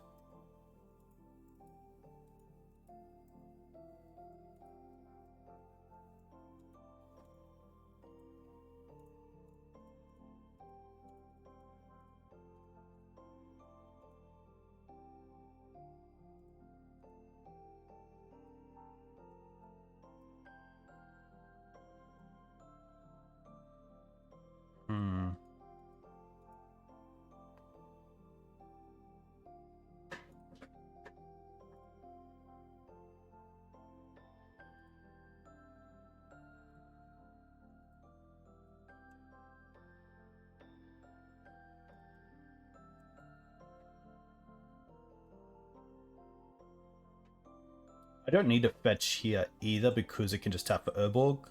And I assume if they're going for Needle, they just named the Watering Emperor. They could also play like Map. Map would be pretty cool.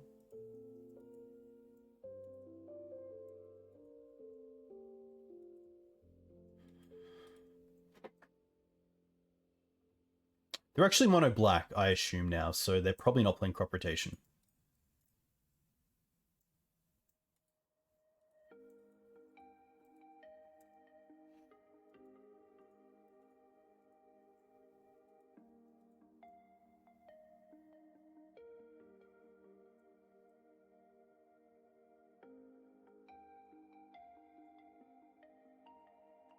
They go for... Okay, Needle's fine.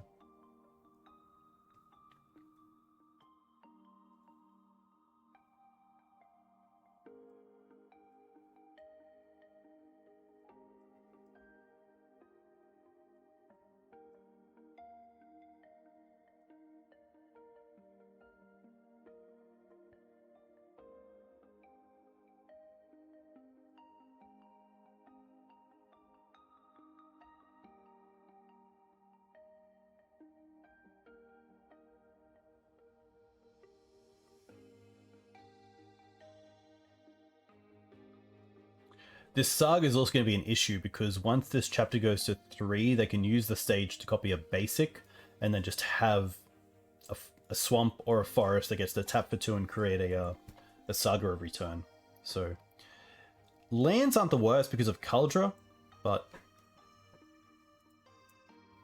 it's going to be pretty rough otherwise. Oh, they're going to attack? I kind of hope they do. Alright, so what we get to do here is block.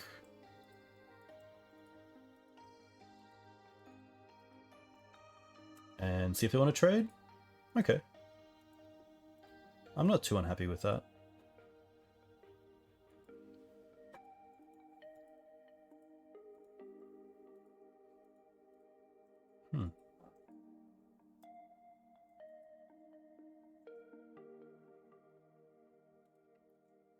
Profane Tutor.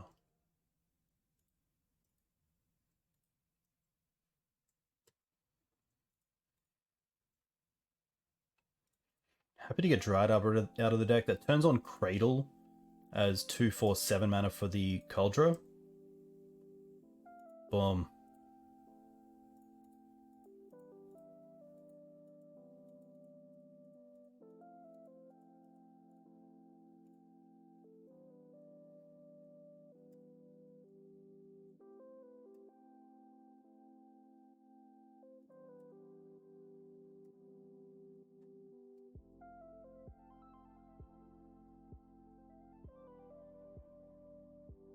Very cool. Puts us in a pretty nice spot. They'll have another construct. They could potentially get Shadow Spear.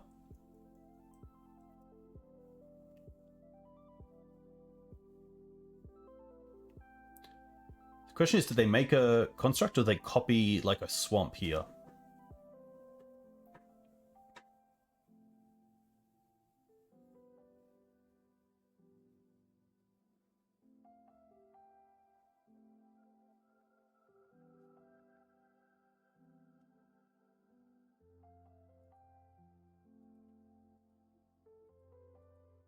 Spear's fine. So gain 5? Oh, they have Adepts as well.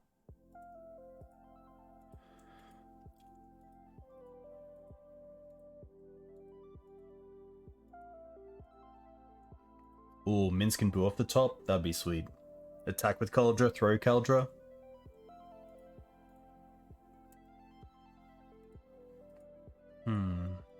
Less cool.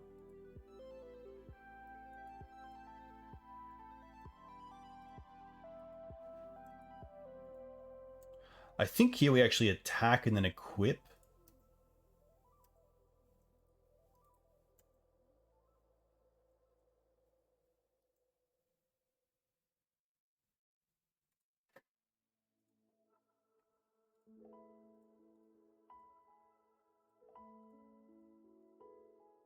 Ooh. Yeah, okay. We can also hold up the sword if we really want to by equipping to the Noble Hierarch.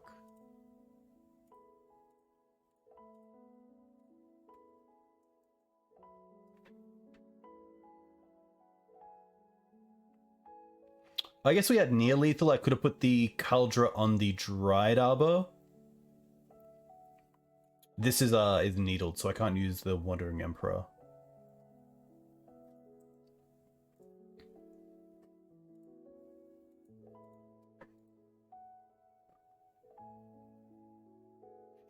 How do I want to do this? Do I want to hold both back? I don't think so.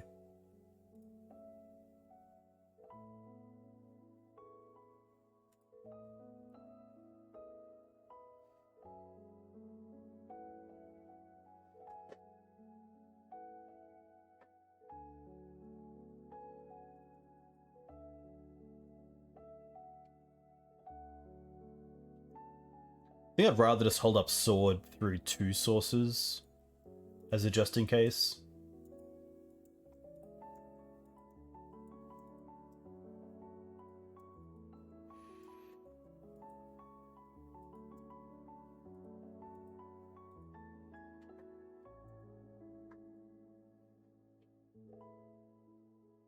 Thankfully, Sudden Edict doesn't get us because of the Dried Arbor.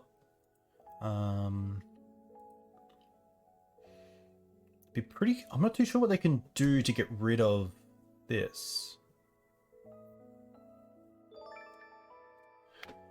Hey, Mika Gripper, thank you very much. A huge thank you for the sub and the kind words. Too kind. Hope you're doing well. Hope you had a nice Christmas and holidays, however you spent them. Had some time off, hopefully.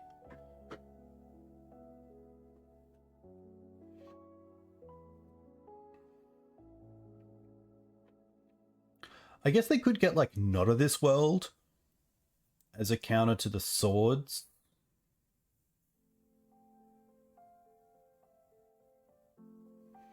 And then Kaldra puts him in a bit of a tough place.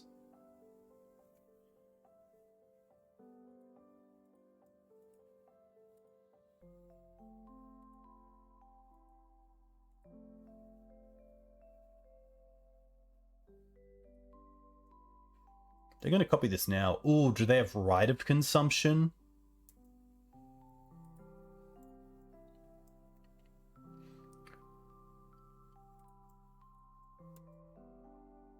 If it's Right of Consumption, I have to deal with this now.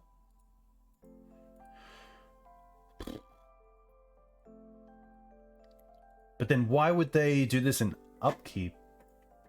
Doesn't make sense. Surely you do it at main phase so that you have priority to just cast right after you make the token.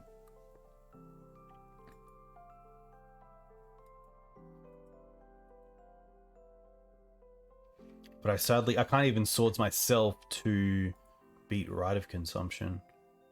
Surely, it can only be Right of Consumption, surely.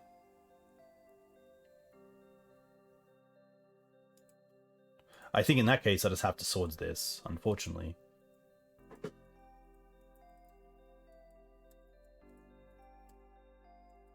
I can't think of another card that they would get.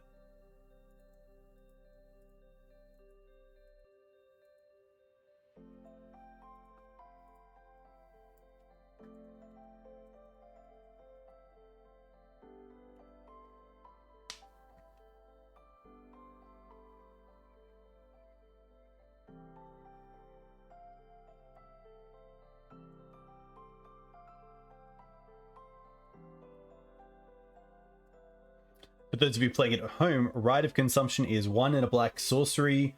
When you're casting it, you sacrifice a creature as part of the cast, and you deal damage equal to that creature's power to a player.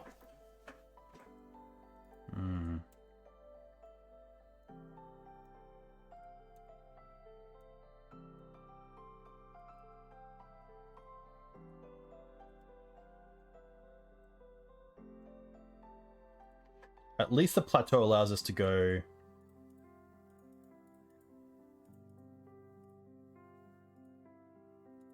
Equip?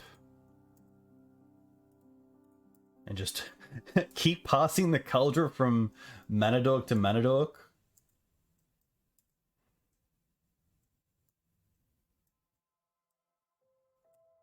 Okay. Oh no, do they have like Ghost Quarter? If they have Ghost Quarter, they can Ghost Quarter the Dryad Arbor.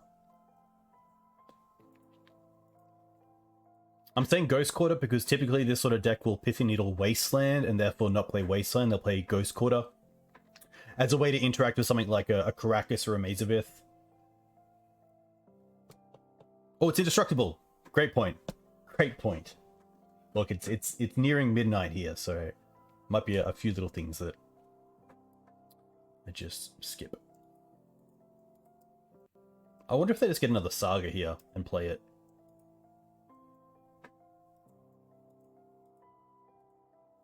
Oh, another stage. Okay. Huh.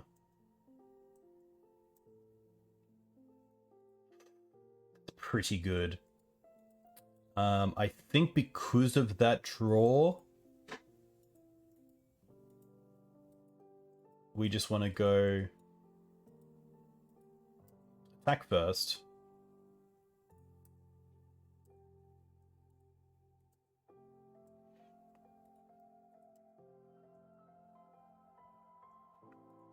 And then if we create a dude, we have 3 mana, 4 mana, 5, 6, 7. So we can't force create a guy and then also move the Cauldron over.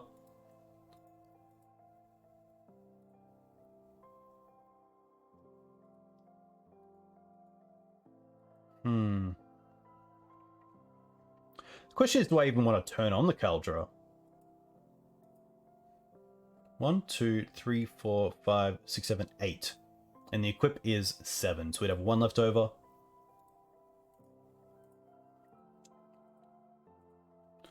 I don't mind. I think it's a little bit risky, but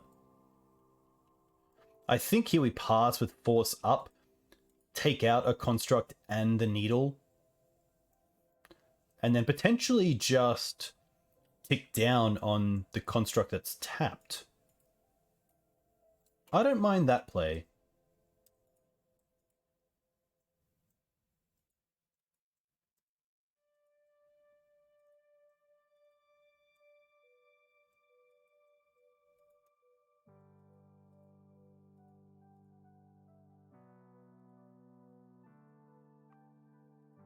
Helm of Obedience. That's going to be fine. A little bit scary, I will admit.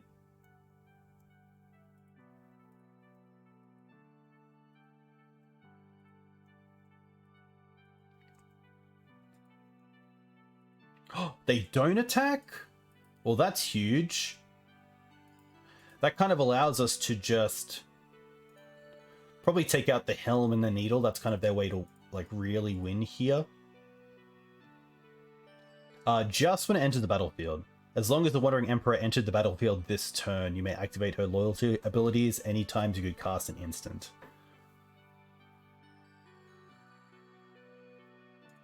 Yeah, I think it's still these two.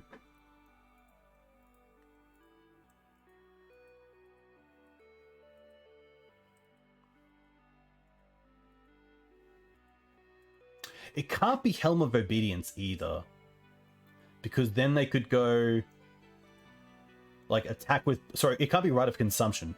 Because last turn they could have attacked with both and then dealt lethal by sacking one.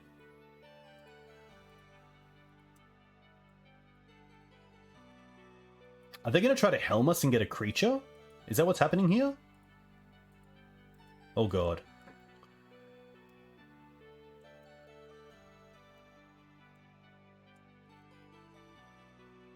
What do they hit? Oh, Wasteland and Wandering Emperor. They hit nothing.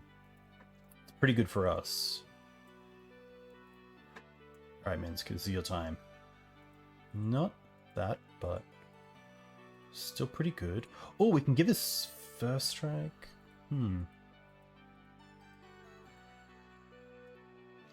6, 7, 8. Put them to 1.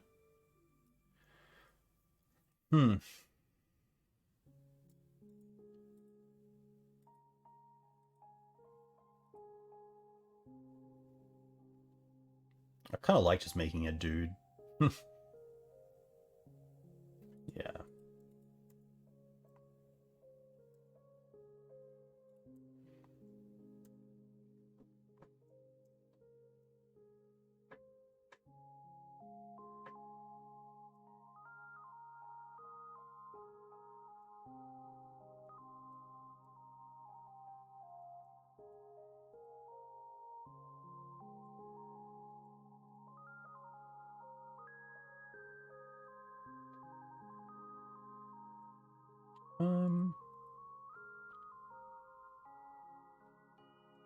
I think here I actually like just holding up Endurance more than moving the Cauldrons over. Just in case they have some sort of sweeper effect, I want to have a creature to put into play on the end step. I guess the Cauldron creature is indestructible, so that's very hard to deal with, but Hexmage is fine. They have one card left. I guess this could kill the Wandering Emperor, but I'm not too unhappy about that. Sure.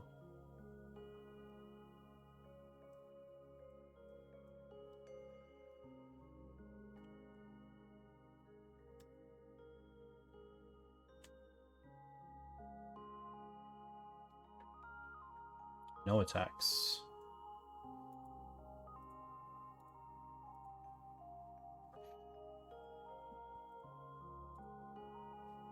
Actually happy to target myself. Get those cards back in. And then fetch. Get the Tiger out of the deck.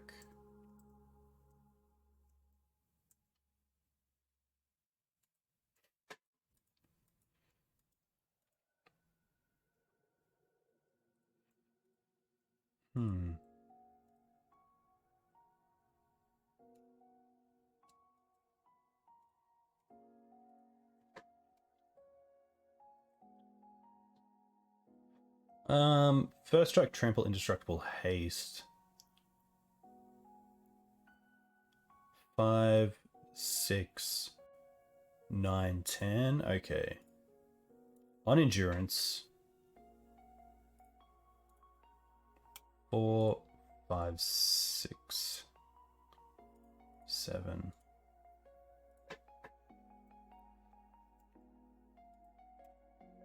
This should mean that even life gain isn't good enough. Obviously we get first strike as well.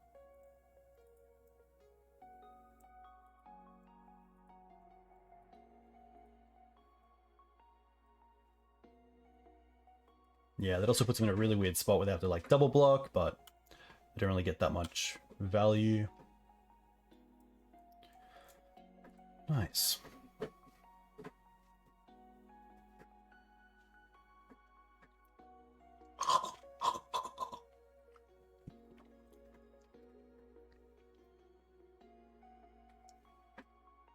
Hey, Static Crypt. Hope you're well. Alright, Jew. What do we got?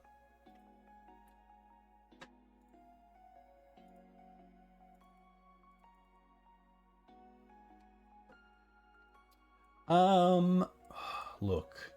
Not really my forte.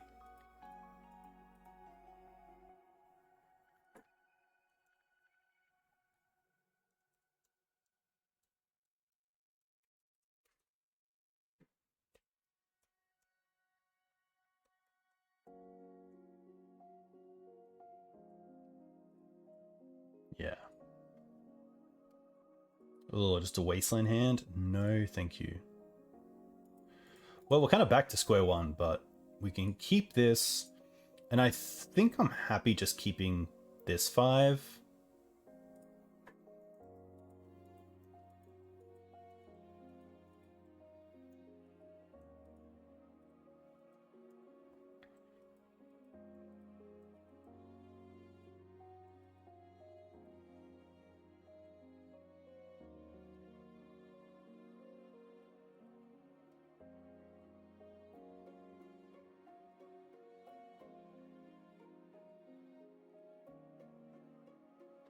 I think Bolt's pretty well suited. I've only played a few matches with Bolt, but on paper it seems quite good.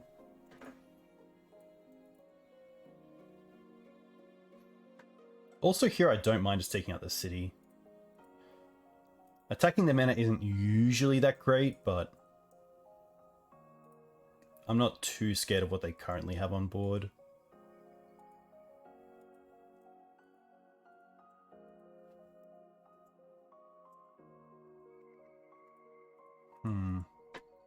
I think now I'm happy to play around Aven Mind Sensor.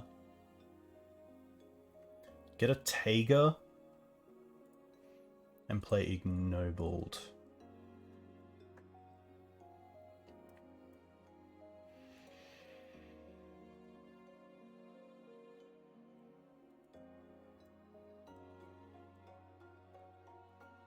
Hmm. 3/4 is pretty good.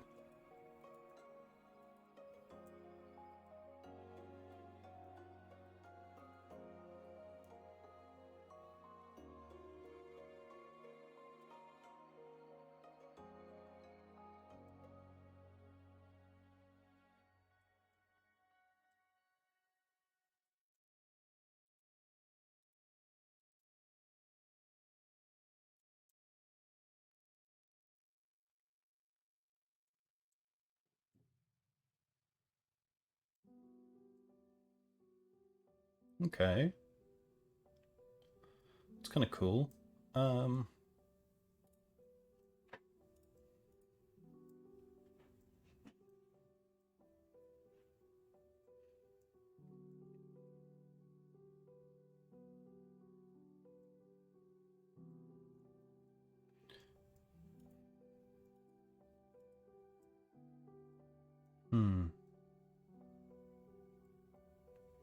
I kind of like the idea of drawing into a 3 or 4 drop potentially, so I don't think I want to take out the Ancient Tomb. We know they already have a snow-covered plains, so yeah. That first wasteland was more of just a check. Hey, Bookish Matt, welcome. Hope you're well. I kind of hope they just attack with one creature, but I can see them attacking with both here.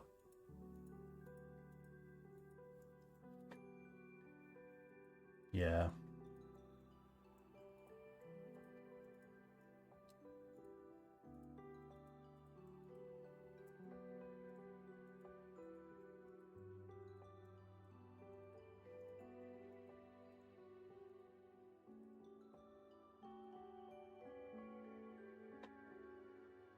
Like, I can't bolt this in response to the Forge anyway, so I might as well just save some life.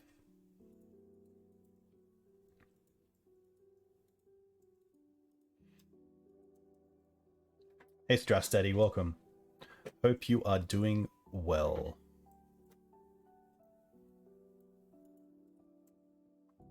We have some nice outs to this. They get to Forge and then Trap, actually, because they get to play the White Plume.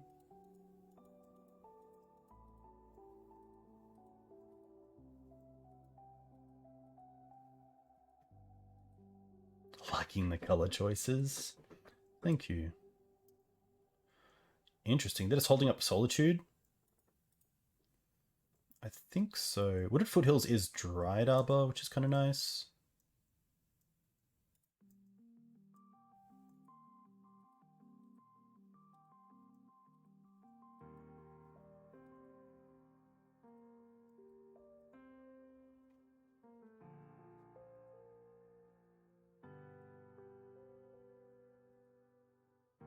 Oh. Okay, that's fine.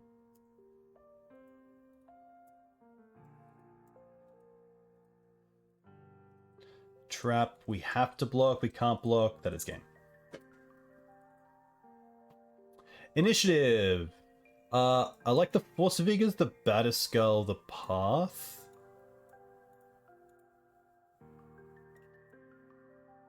The Anima is pretty cool, this is actually going to be a matchup for it. I actually... Force of Vigors is a tough one. I actually don't think we need the Force of Vigors because we have Collector Oof, but obviously like Solitude and a few things like that can get rid of it. I think Force is just a bit of a... Like, that's not really where I want to be, fighting over the Chrome Moxen, etc. Hey, Extreme, welcome. Yeah, the Initiative deck is crazy. Like, even like just playing it the other day...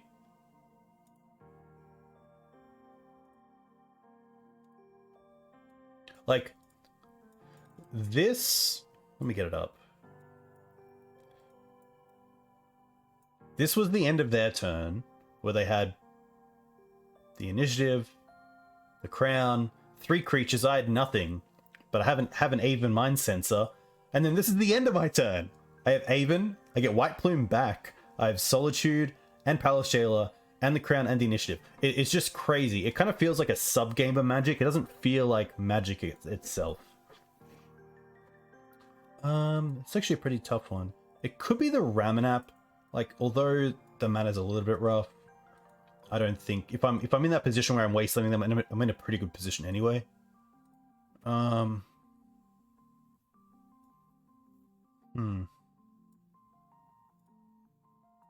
really like these because like hasty threats. It could just be an endurance, honestly. I think it is just an endurance. And then a really nice 7 would be phenomenal. But yeah, I did get 4 of those,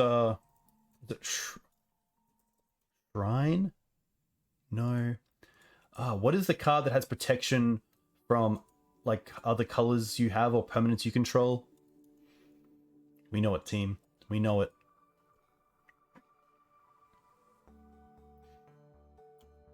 Empty Shrine. A little bit of a rough hand. Like, it's a one-lander with acceleration. Okay, this is actually a lot better. We can't cast the Anima in hand, but we can keep this. Probably bottom the Jit, because we can find it with Stoneforge. And go from there. Opponent kept 7.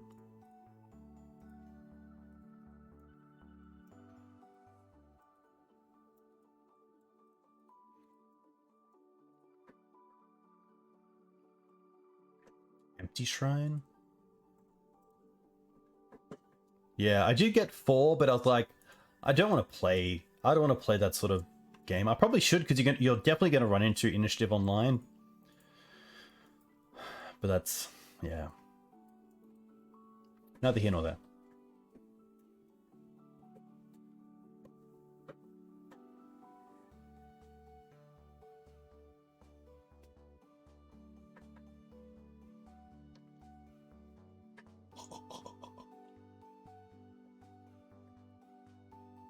Opponent potentially thinking, hey, I have a turn 1 White Plume. If they have swords, though, then they just take the initiative. So maybe they're thinking like, hey, if I have turn 1 White Plume, do I need to also use this Solitude on the Noble Hierarch or hold up a Solitude? I guess if they have a Solitude, they can just hold it up, but...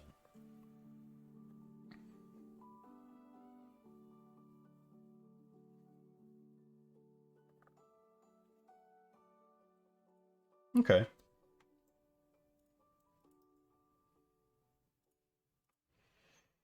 I think here I'm happy just to get Jitte, just to not have both big threats in hand.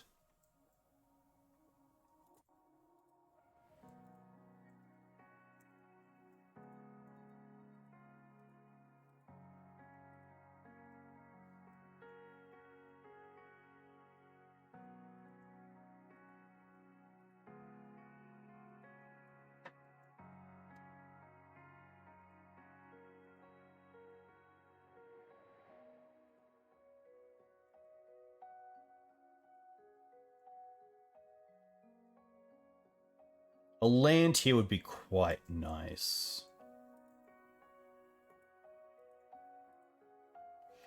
A little bit awkward. I think here we just sadly kind of have to go for swords and then see if this works out. I guess we can get a basic potentially.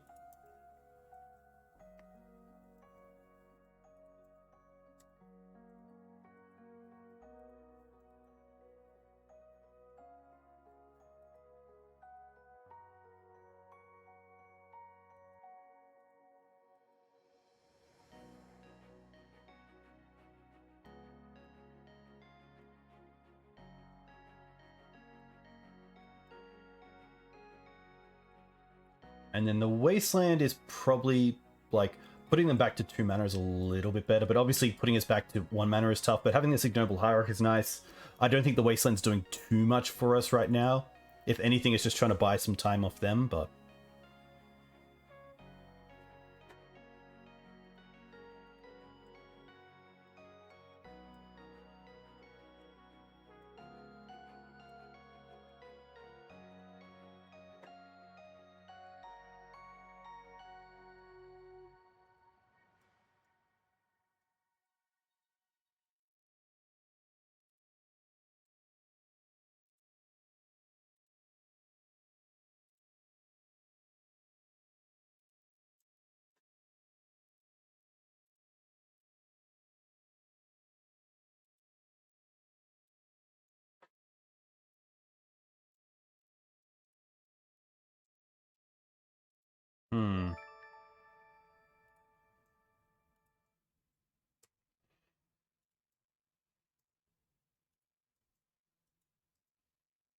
Oh, okay.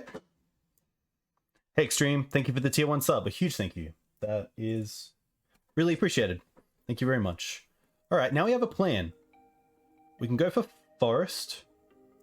This way we can play the Ignobled Hierarch and then hold up Path.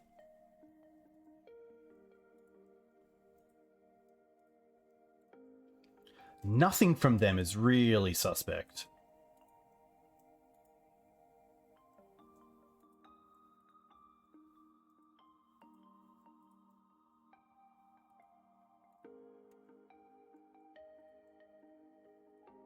I think we just have to swords this right now. Or path it, sorry. I guess not. Like, I could allow it to resolve and then untap and just have the mana for it. I assume here they take the Jide, but the Anima looks pretty good as well. We don't currently have the mana for Anima though, which is a little bit rough. Wow.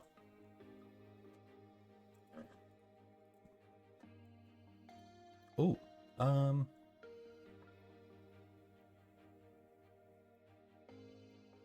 I actually don't mind Lost Well here, but Forge is... Yeah, I think I really want to try to hit on Jide. Put on the bottom and then...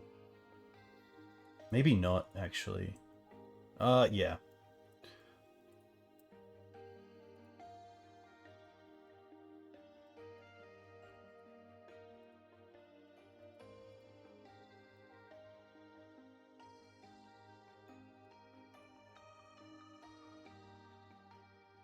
Ooh. Surely not. Come on now. Huh. Didn't expect this. But it's happening. Nice. They could have like the Angel card, 2, 4, 5, 6, 7. Yeah, they could have the land that makes 2, 4, 4 Angels, which would be pretty good.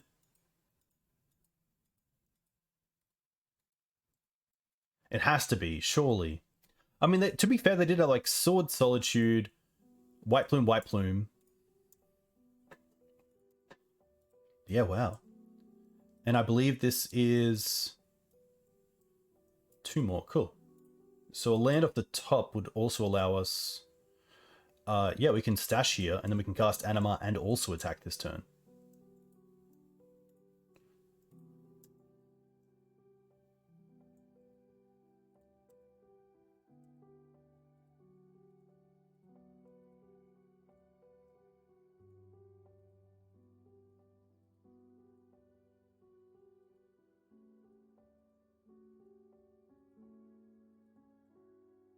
Okay, what do they hit? Oh, they just hit this. Okay, interesting.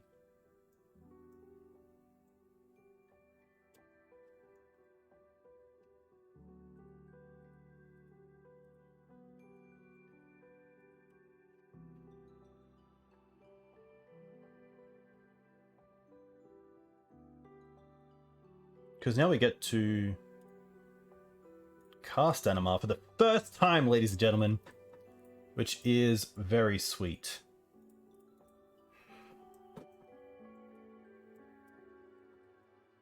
Nice. There we go.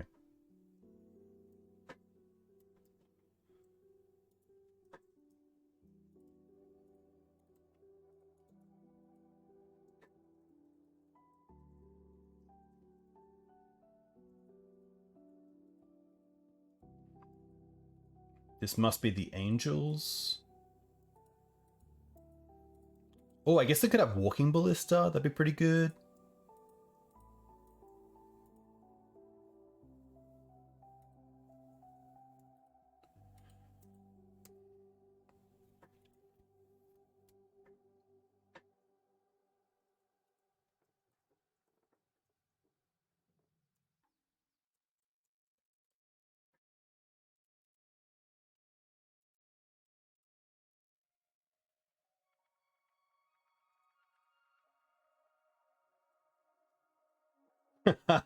I love how fast it's gone.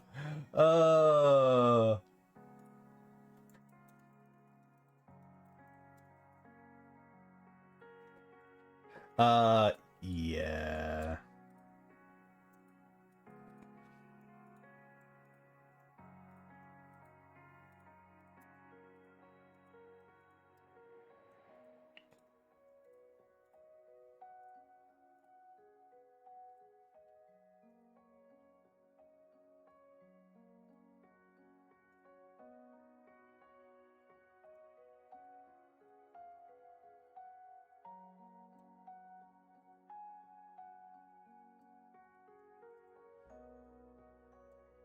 Yeah, I know they're playing Ballistas, but they had to have it that turn, or else we go Noble and then Batterskull Germ.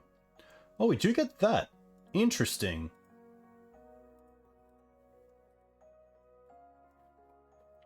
See, this is where like Morlock would be sweet.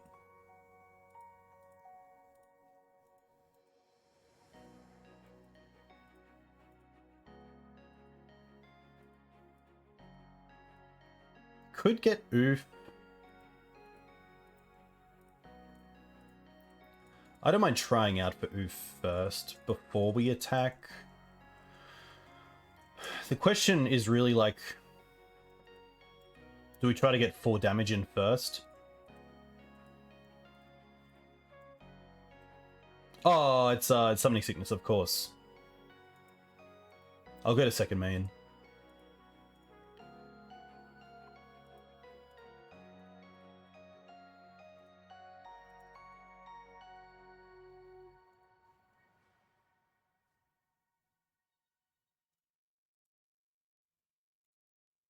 Nearly clicked. They didn't use the Walking Ballista. I guess it is still a 2/2. If they get rid of this, then they can ping this and attack in for 1. I don't think Morlock lines up that well against initiative, seeing how many... Huh. Now this is interesting.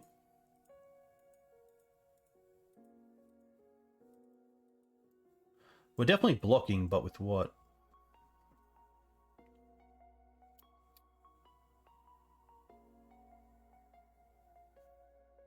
I don't mind the Oof trade here and then see if we can get in with the Skeleton. A little bit greedy potentially, but...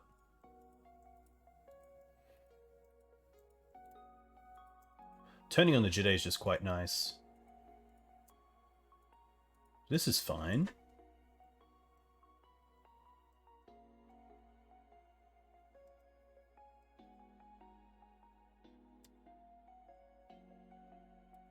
Hey Evan, good to see you. Oh, we get to venture? Oh, Knight's pretty cool here. Nice. Ooh, okay. Hell yeah. Alright.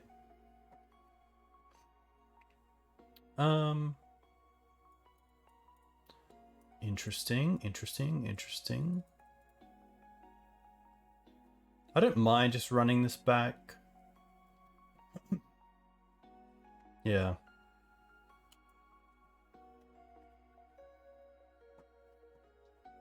You can make the Morlocks bigger, but most of the time you'll be green sunning for it. This hand's pretty good. A lot of removal. We have mana acceleration as well, which is fantastic, and also just a nice threat in Stoneforge.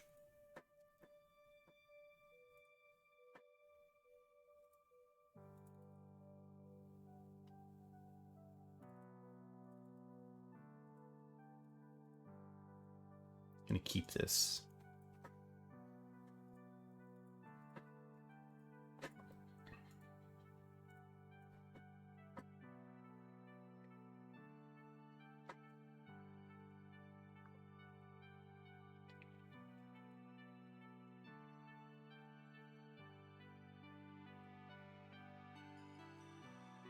Especially if D&T comes back, it's really nice to have the hands where you have a Noble Hierarch start and then a Green Suns for 2 the following turn.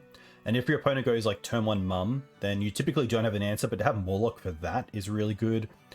Delver's obviously great. DRC, not turned on. A lot of small things like that. Oh, okay. Wow. I could have fetched there if I'm really scared of something like Aven Mind Sensor, but because we have this, I'm not too unhappy. This is fine.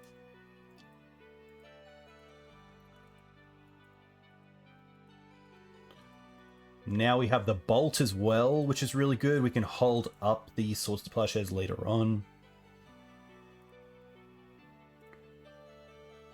So I'm going to Bolt this. And then I'm just going to attack with the Hierarch without playing the other Hierarch because I might want to hold up Dryad Arbor. But if we get the initiative, then I will play out the second Hierarch. Okay.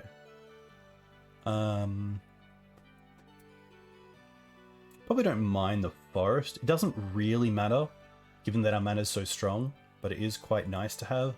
I'm not too scared of a hasty threat either, so I'm actually happy just throwing out the Hierarchy here to a Savannah. Putting 2 threats into play as well is quite nice. Next turn we have Sword Splashers, Hold Up, and also Minsk. So, like this we don't care about. They do get to Dungeoneer, but we have Swords into Minsk, attack for 6.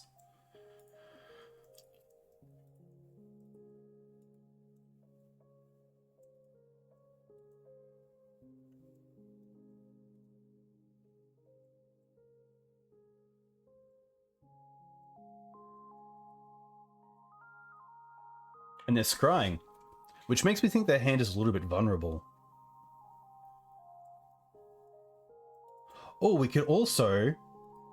Oh, we're so close to attacking with Minsk and then throwing it at the Seasoned Engineer.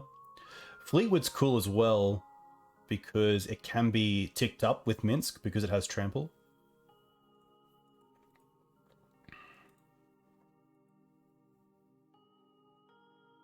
Thinking...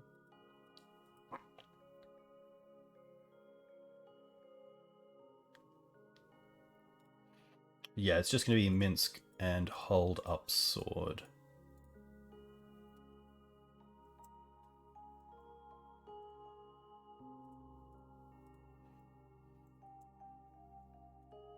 Go Boo.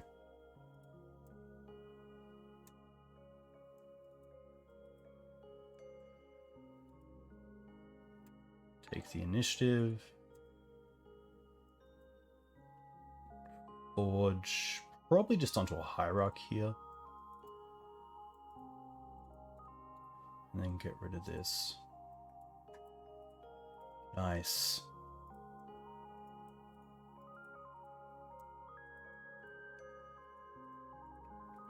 Then next turn we have a 4/4 and the Fleetwood, which we can Minsk. We also attack for 6 and then just throw it. So they have to have an answer here.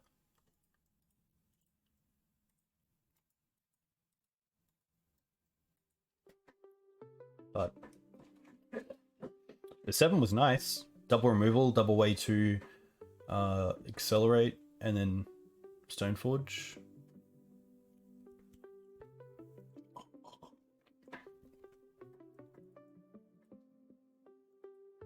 Nice.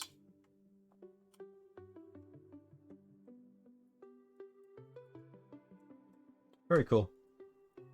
Bolt was really relevant there, which is nice. Even because it allows you to hold your swords for the bigger threats if needed. Gingerbrute is very cool in a Saga build. I do like Gingerbrute, especially because you can give it unblockability. You can make it unblockable. Which I guess is giving it unblockability.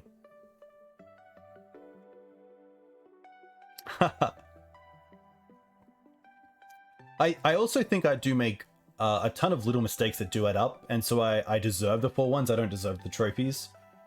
I think, although trophies, you know, people say they're quite easy to get in leagues, they do take like a lot of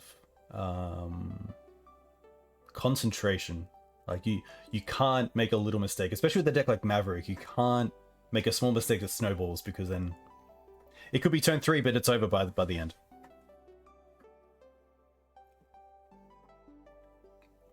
Thank you, Whiskey. Personally, I feel like I deserve the trophies when I get the trophies, but otherwise, there's probably a reason why I don't deserve the trophy. But cool to see Aaron on the top. I think Aaron's stuck to elves. I don't think they have moved across to initiative, but I could be wrong. And hey, big shout out to Akaleth, who will be joining me for a co-stream next Sunday morning or Saturday night Eastern with a Yorion D&T deck, which would be sweet.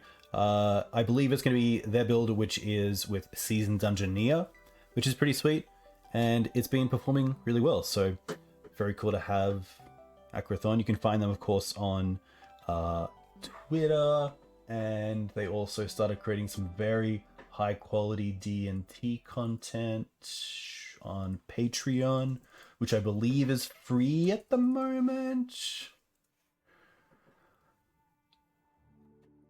Evan.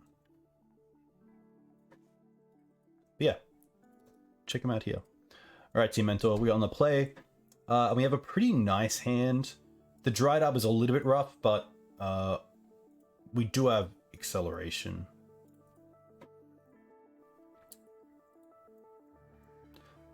Opponent goes to 6 cards, which makes me kind of happy to have the dried up endurance just in case this is combo.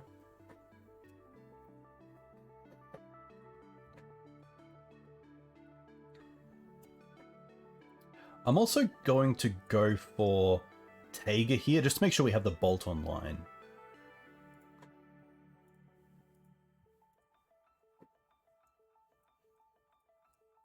And also the Minsk, in case we draw into like Wasteland and play Dryad Arbor into Wasteland, I don't actually have the white, the red for it. Oh, pass. Oh, okay. Hmm.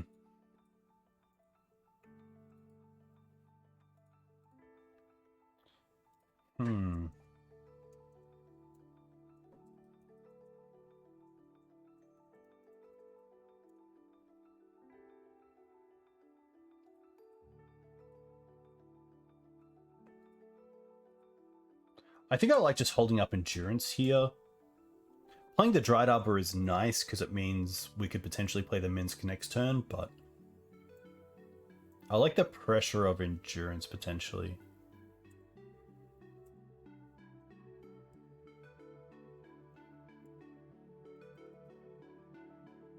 And if it is Delver, we still get to go Bolt around Daze and then have endurance back up.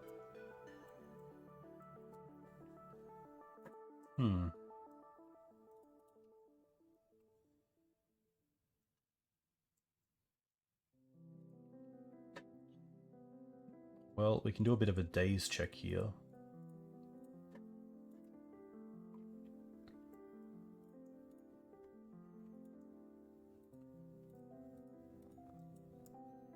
Yeah, I also somewhat expect combo, but no cantrips yet either is pretty sus. At least if we don't draw a land here, we can also just go for Green Suns for Collector Oof to have some sort of game.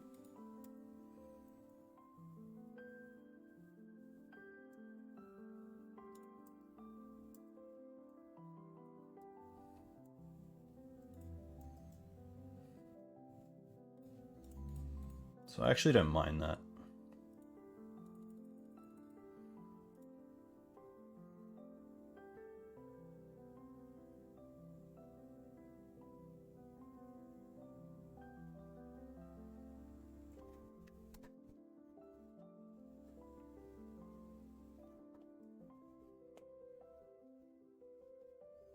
Underground Sea would be a big one. Tundra. Okay. Brainstorm.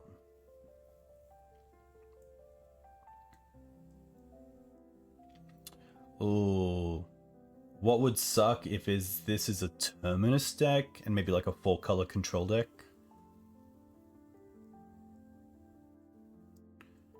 But we can't really play around that. And they could be thinking about Gaddock Teeg here, so they're in a weird spot because they can't fetch for swords for Gaddock Teeg and leave Terminus on top after fetching, of course. So they might just hit this with force, yeah. Which isn't too bad, because against a deck like this with Dress Down, pretty happy to have both these Planeswalkers in hand that haven't been hit. And they fetched, so no Terminus, which is fantastic. And no draw step stop, which is interesting.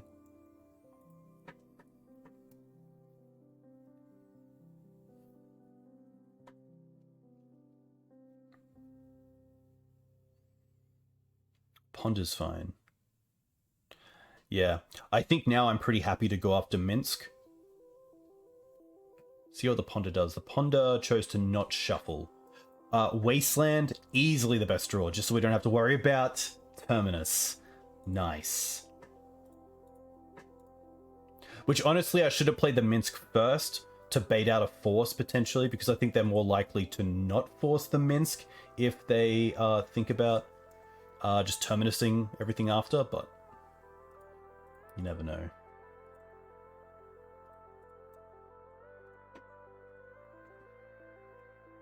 Alright. Now they're actually just dead to Bolt next turn plus Minsk, so it's going to be a really good ponder here. Oh, and I think we did put in... Oh, I took them out. I had Hall of Gemstone in the sideboard, but I didn't think would play against a control deck, so I took them out.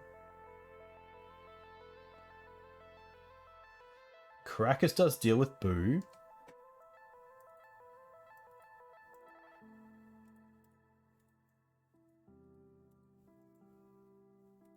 Huh.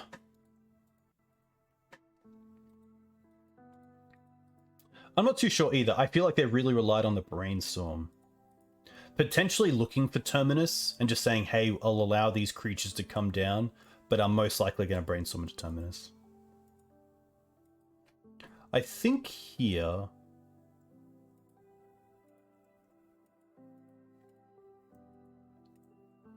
I like just attacking with both of these, and then we have Bolt to kill.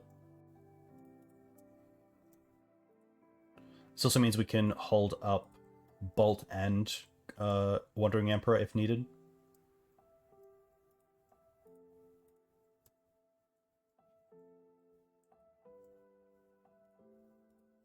But I don't even need to show them the Bolt, which is nice. Nice. Alright, 4-color control. I like going for 2 carpets and taking out 2 mana dorks. I like the blast effects. I don't like the collector oof. I don't mind Anima. Even as just a legendary threat, it can be hit by Caracas, but I don't mind that. They are playing, most likely, Planeswalkers. So even though they're playing Caracas, I think Beast is still okay. Jitte, probably not. But Kaldra, yes. We do have some good answers to Mentor as well. It's nice that with Bolt, unlike Punishing Fire, you do have to actually spend 2 spells to get it above Bolt range. The Liberator is also just like a nice of. Force of Vigor is interesting, Surgical is interesting, but I think they're not really where I want to attack this. It's really just these 5.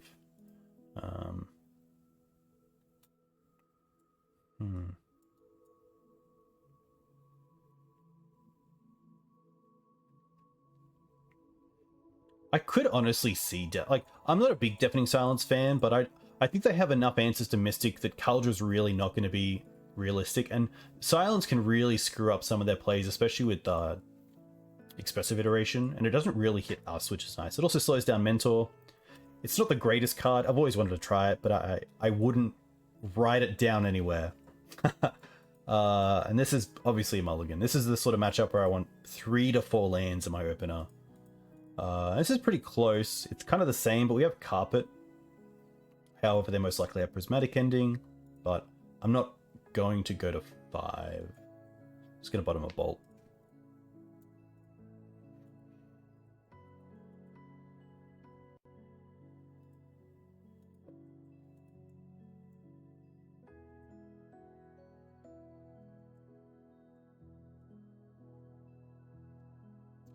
Yeah, sadly Anima got hit pretty quickly, but we did get up against that deck, which is pretty nice. Here, I'm just going to go for a Taiga, because it turns on both of these. And I'm happy to play out the Carpet.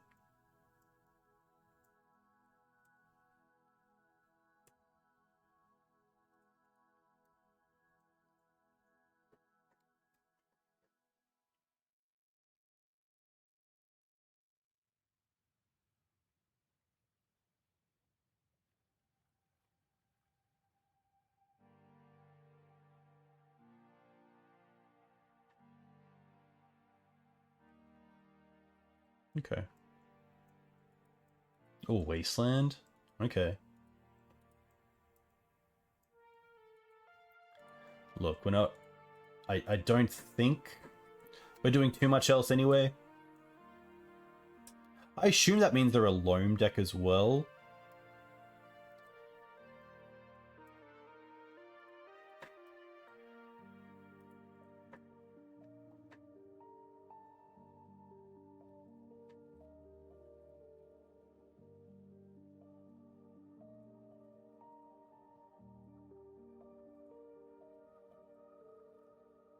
This feels like a loam.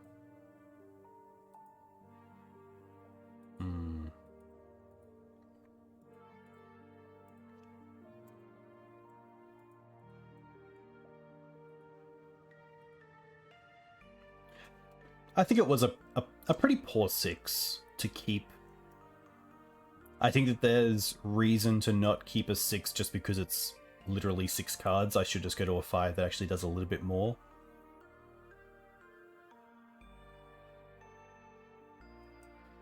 But I do want to see a bit more of their deck and see what they're playing. Okay. It's kind of nice because now we get to hold up Bolt or Blast.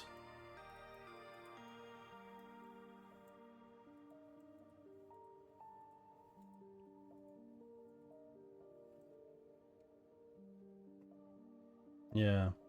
I guess it's pretty good if we draw, like, just into a few lands.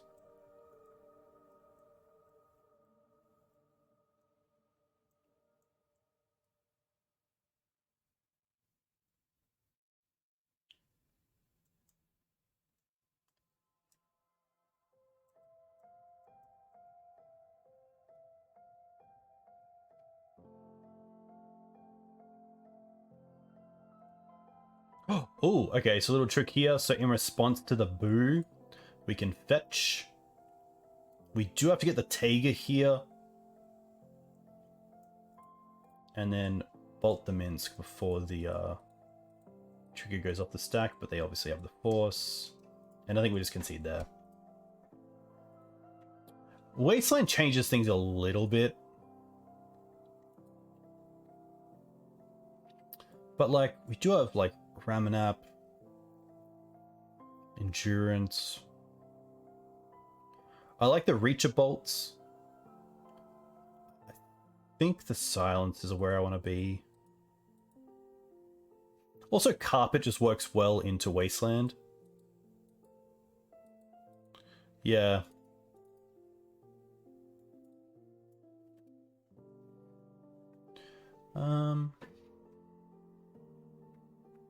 I could see, like, Ace Swords going. Just because we do have a lot of answers to things like Uro and Minsk already.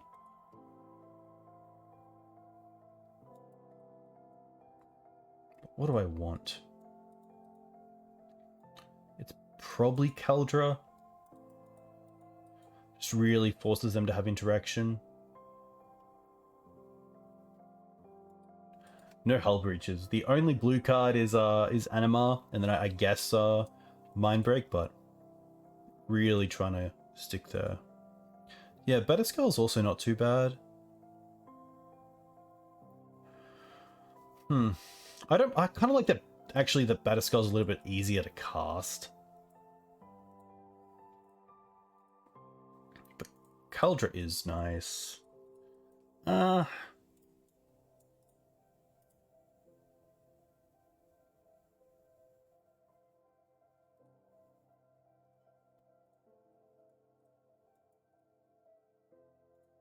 As a 6 without the second bolt, I would keep this. So I think that reasoning to keep this hand isn't too bad. Obviously, I'd like a little bit more mana that isn't relying on these two, but I think it's okay.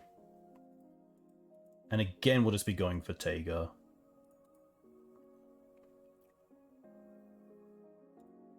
I would love for them to Prismatic Ending the Noble.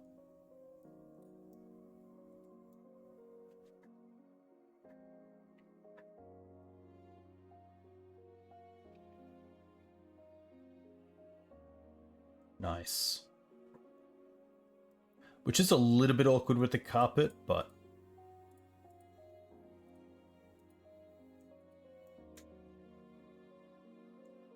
I don't want to play the carpet until I get value off it.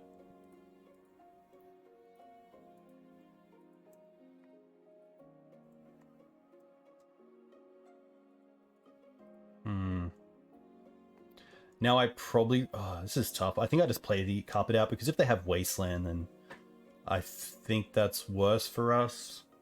Wow. Really going after our mana.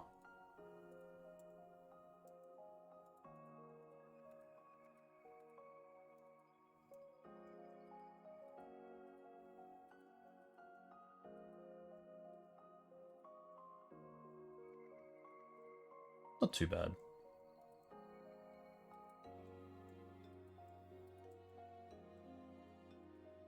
Yeah.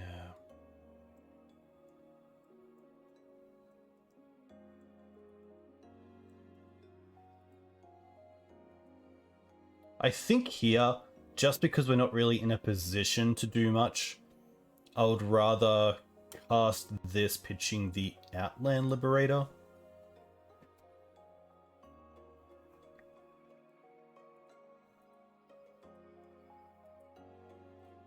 And at least now we can blast this, which is a pretty strong trade. Like, they don't draw a card off this.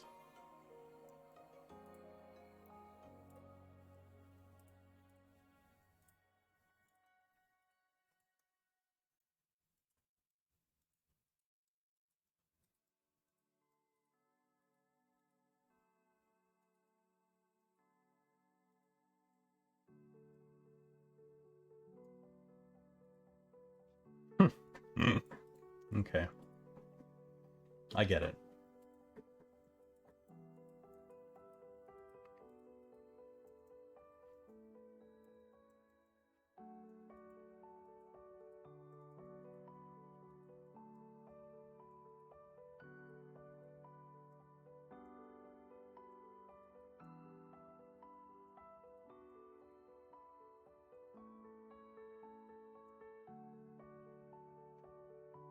Guess that means I'm probably a little bit happier to bolt the Ice Fang here. Just to use my mana efficiently.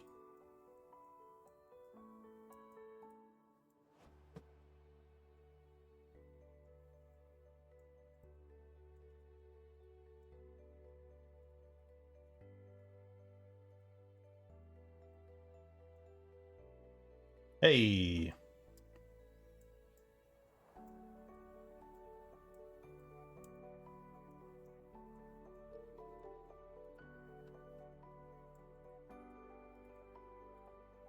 Hey Slayer, thanks for the follow. Hope you're well. Hey!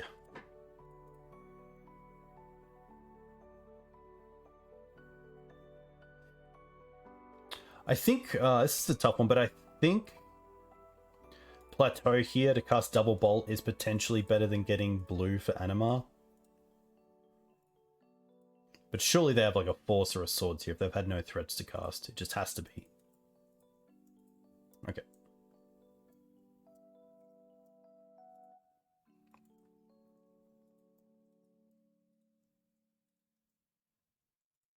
Oh my gosh. What are the chances? What are the chances? Punished for not getting the Trop and going for the Double Bolt line. Oh my gosh. That's pretty funny. You can't be too upset about that. To be fair, we've had some really good top decks tonight, so that just evens things out a little bit. But that is hilarious. The one of Anima. Hey Court, thank you for the follow. Hope you're well.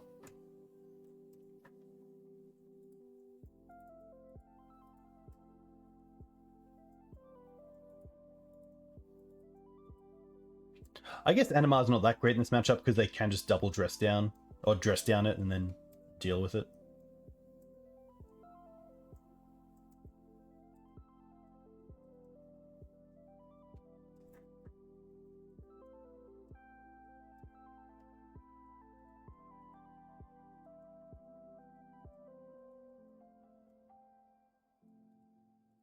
Okay.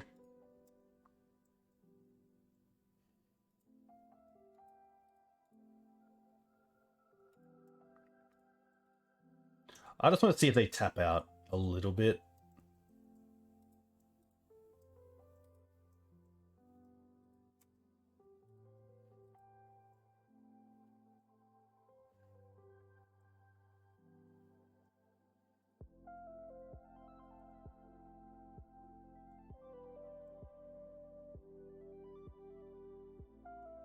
I love also how they play Ice Fang but no basics. Or at least they don't go towards getting their basics online if they do have more than one.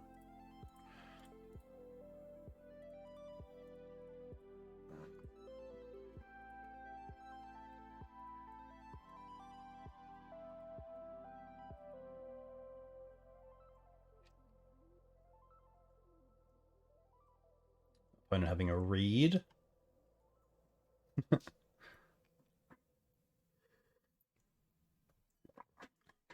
Hydroblast, okay.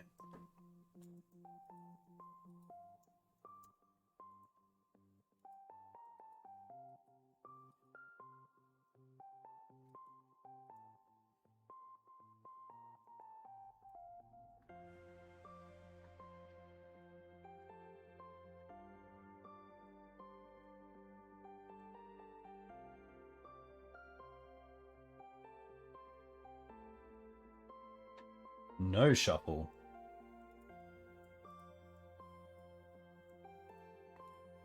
Alright. I guess it's Anima time.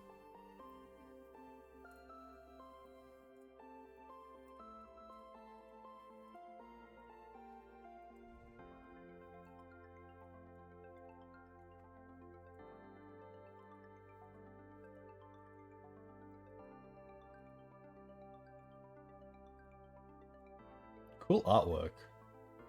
Very Maverick type artwork, like Green Sun Zenith, like it's actually something you could see. Resolves? I guess they can blast it once it's on the field.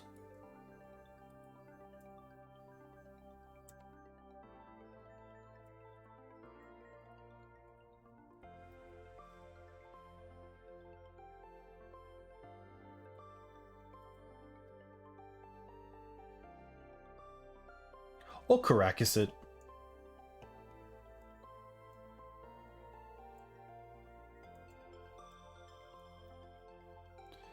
How does Anima work with Morlock? I believe you can pump one into it. Yeah, that's a pretty good way to deal with that. Interesting they didn't, what are they doing with the mana here? Okay, there we go. I was gonna say. I believe you can, Lord Damien. I believe that's how it works.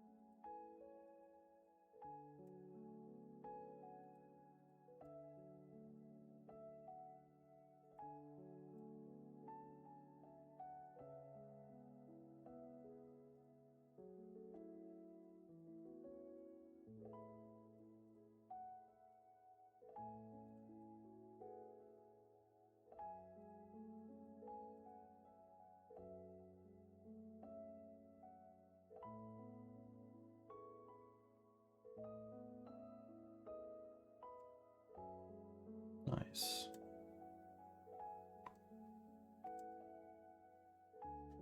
Thought this is tough because there's a few decks right now, like Initiative, that kind of just like splurge their team onto the field.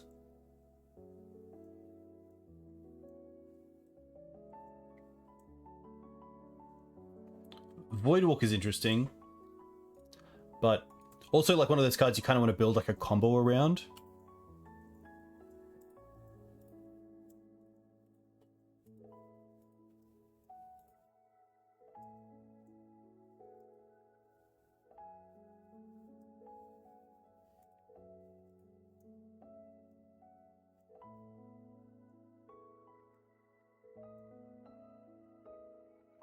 Wonder how many green spells how many green lands they play, and if it's possible to take them off green here.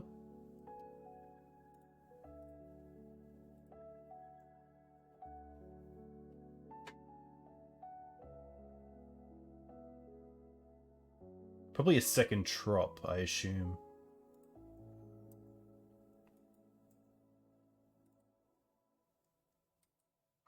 Double black isn't easy to cast either with without access to Urborg. But yeah, tough that like Tome on Noble Hierarch doesn't help you cast it.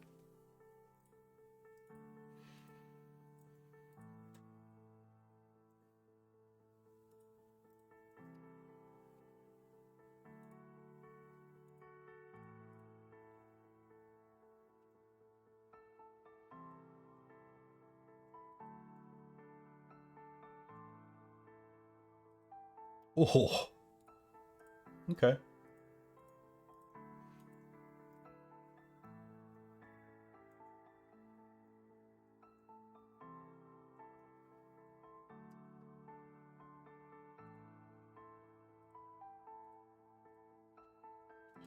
Thanks for the free skull.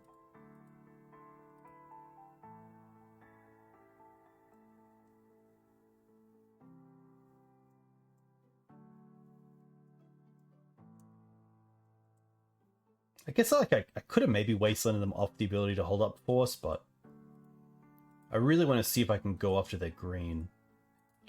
Like potentially to get the other trop.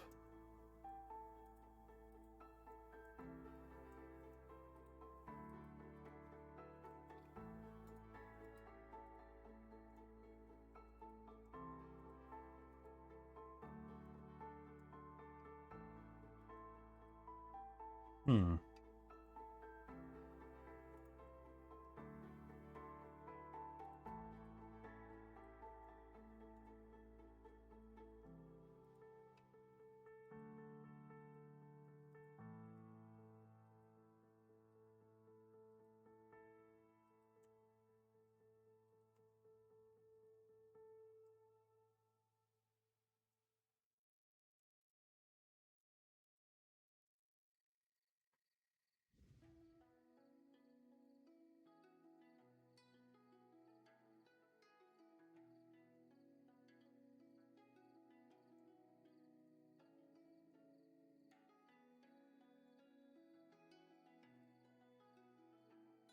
What's Ponder do?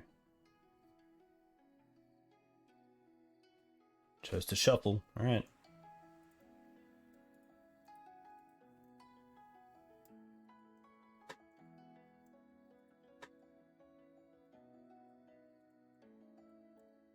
Wandering Emperor would be sweet. Minsk is pretty sweet as well.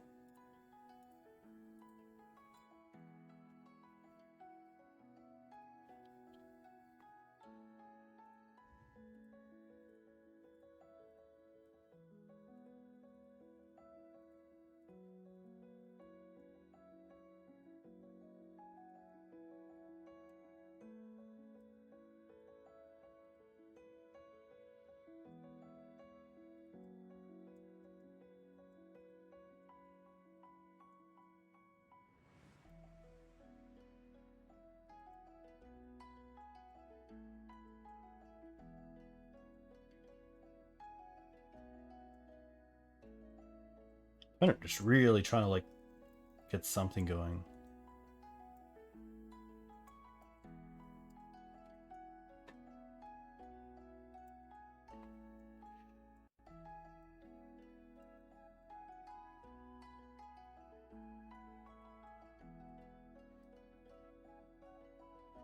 I could go after red, but it doesn't really do a whole lot for me. I want to go after green. This is fine. Because then I can turn off Loam.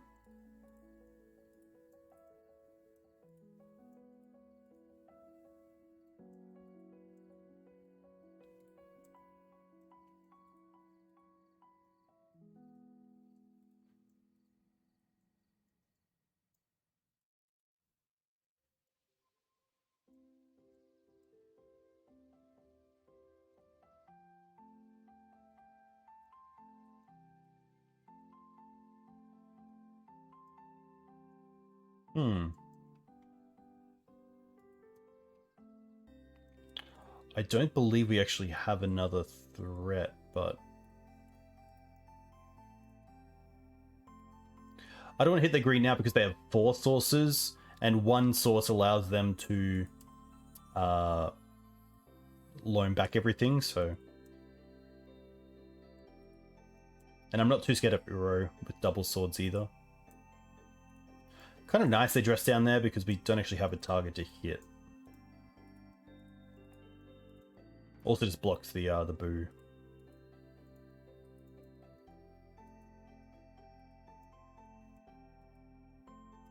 There's also a world where I want to keep Wasteland for Caracas.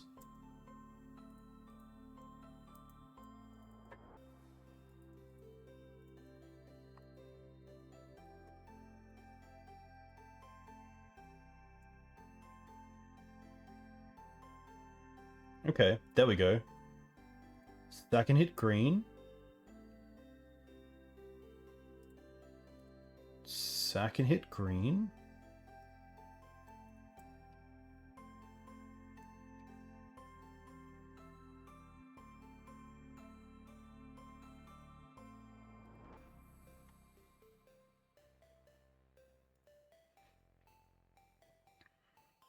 Nice.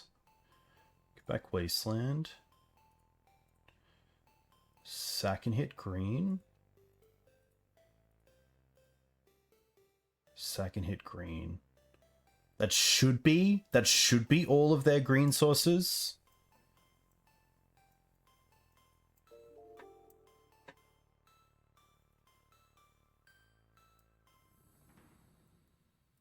But I guess we'll see. Hey, Agent, thanks for the follow. Hope you're doing well.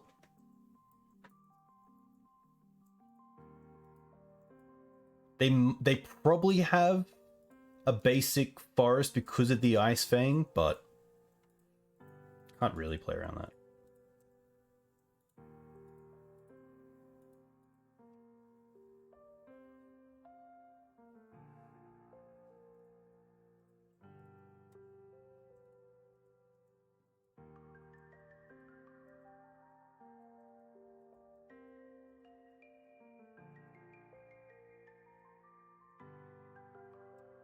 Don't really want to use a sword just yet.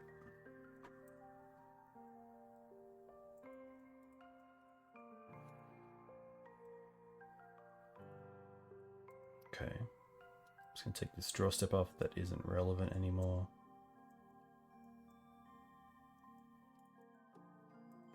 One Ice Fang. Alright, so they might have 1 Ice Fang left.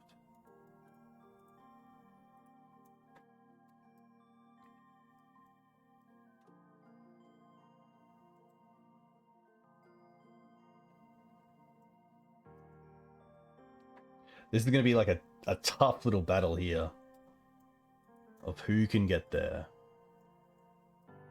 We have the Bolt as well, which they don't know about. We have the Reach.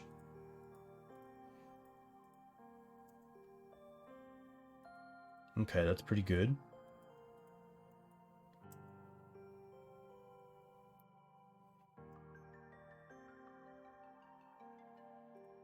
Still happy to attack with both.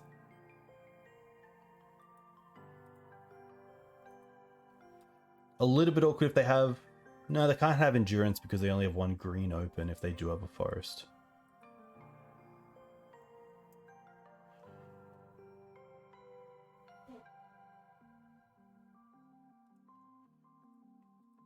They could also Endurance themselves, yeah.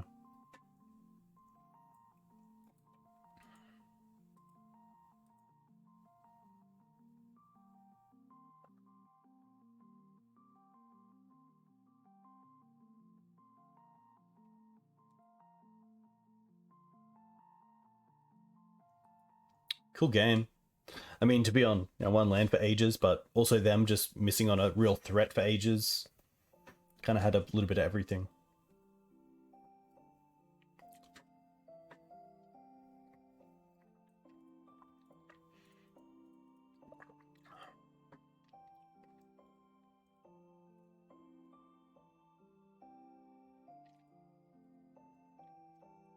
At least if they swords this, it kind of like resets the whole whole board.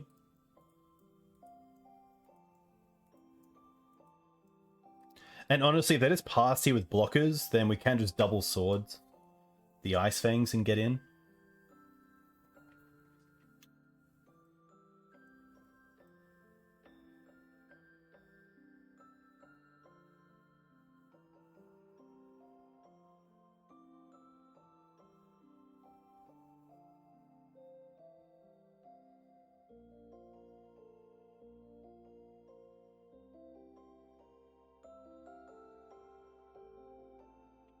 There's also a world that if they just pass with the Ice Fangs open, I just attack with the 2/1/1s and keep the knight back. Wow, that's a huge play. That means they don't have a terminus. And they're probably just going to keep the Ice Fangs back.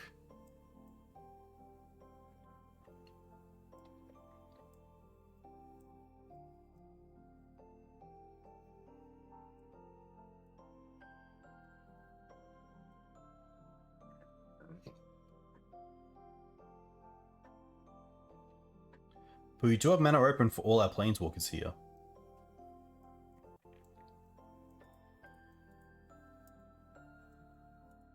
Okay. I'm actually going to draw right now. Threat?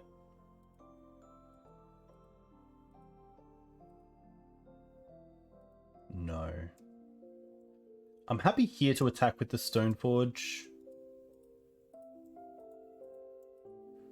This also turns off the ability for them to have Death Touch on this without fetching. Who won game 1? They won game 1, we won game 2. Oh, we won game 1, they won game 2.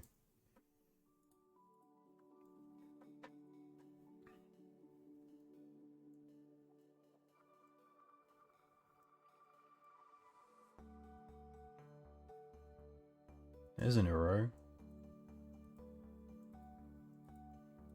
There's the forest.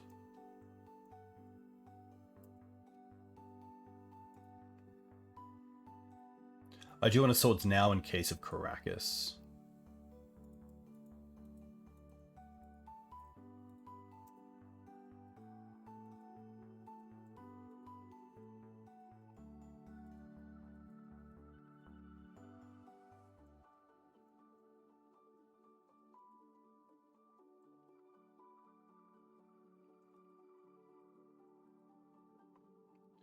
Bolt here is covering Minsk and Swords is covering another Uro.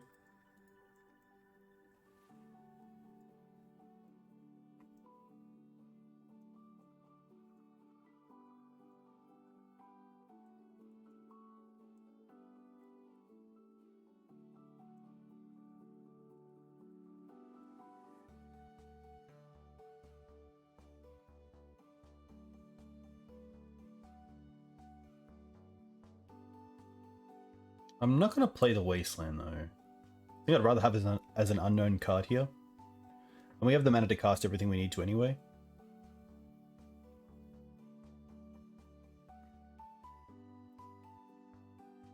I don't mind trading with the Ice Fangs, but it's tough to also spend a card on them when they've already replaced themselves. It's not a battle that I'm happy to fight over. I'm more than happy to get them off the field so that when I draw into an actual threat, they're not there. And then I don't want to have, say, no Ice Fangs on the field and Bolt and Swords in the bin, but then them have like a Uro or a Minsk.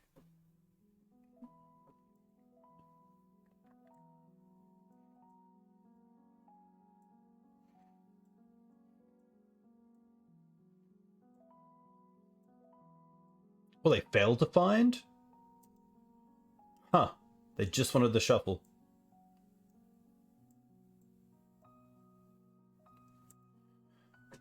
Right.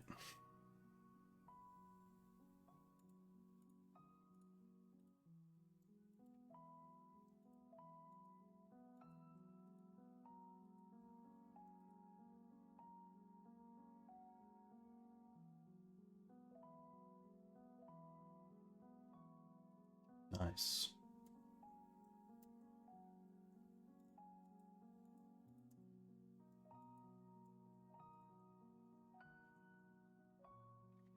Is it time for Noble Hierarch beats? I think it is.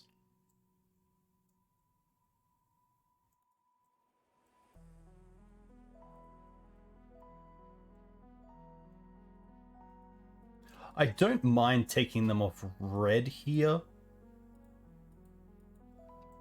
They probably have at least a Boo. And potentially 2 more Uros.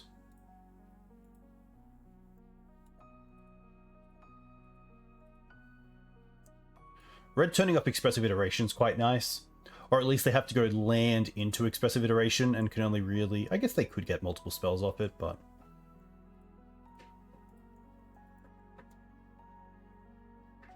Alright, Minsk. Come on, Planeswalker. Close.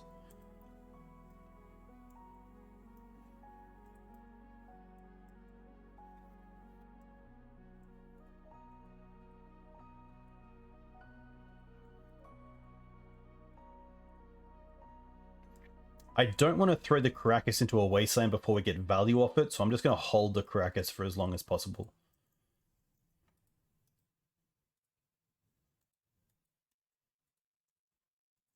They're also down to 8 cards left in deck. So that's a big reality as well, that they surely have to have an endurance. Oh, but they have to loam first to get the second green source. That's hilarious.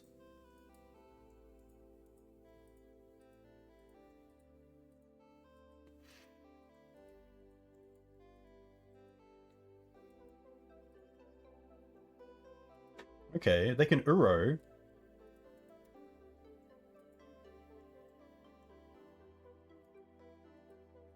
They put the Scalding Tarn down, but we know they don't have another land they can fetch at the Scalding Tarn. Which is quite nice for us. This game got pretty interesting.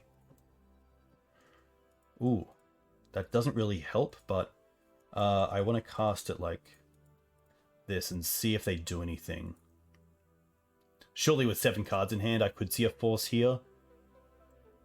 Which is actually hilarious, but I don't believe we have anything. Yeah, no.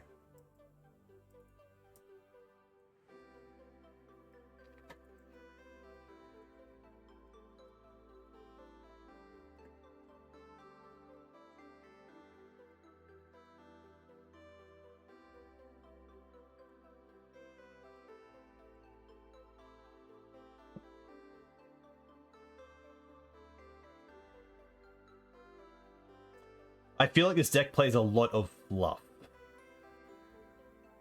They're prismatic ending the Stoneforge Mystic. They must think we have something in hand to find. Oh, we've already found what we need, like a Kaldra, which is actually hilarious. Bang, there we go. I actually think I'm happy just to cast this right now. Am I? Yeah. Yeah. Yeah.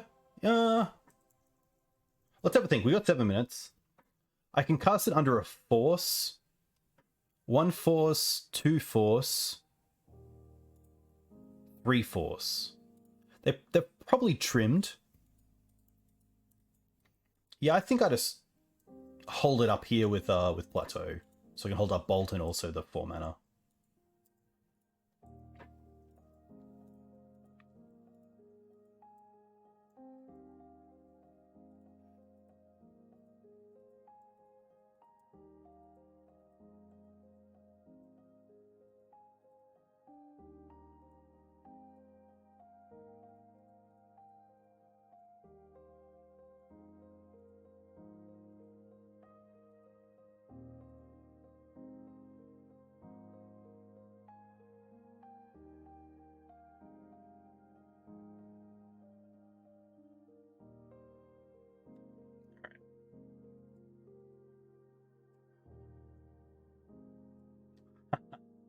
That was their last force.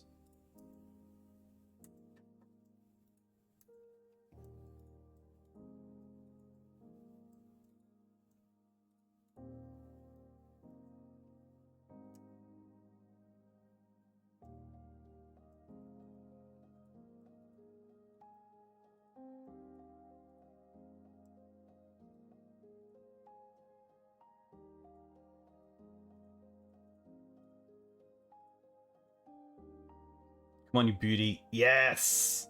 Nice. Get that beatdown going. Oof. Love to see it.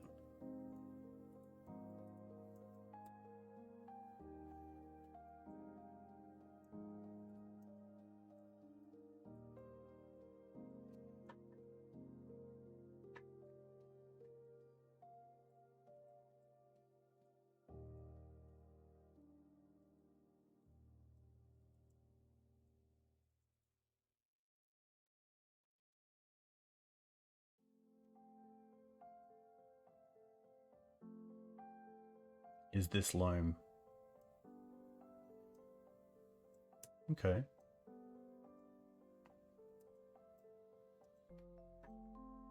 I'm not even going to cast the endurance here.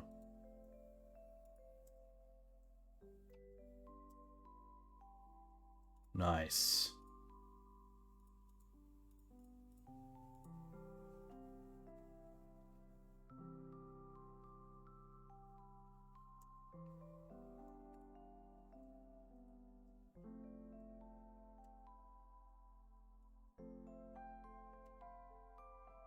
They have 4 cards left in deck.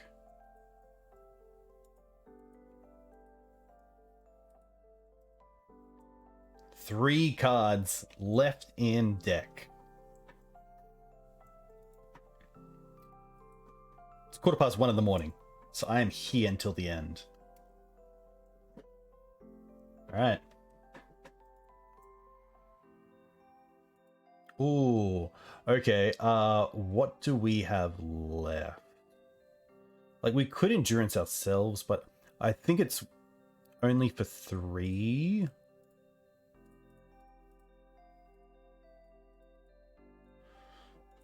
Let's see what we can get.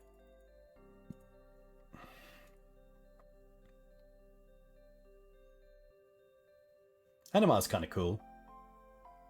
Knight's also pretty big. Yeah.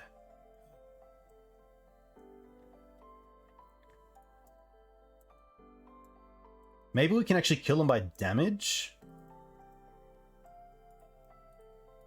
Endurance them, keep this going. The power play. Pretty happy to make all my threats big. 12, 13, 14, 15. We actually have lethal next turn with this bolt. That's insane.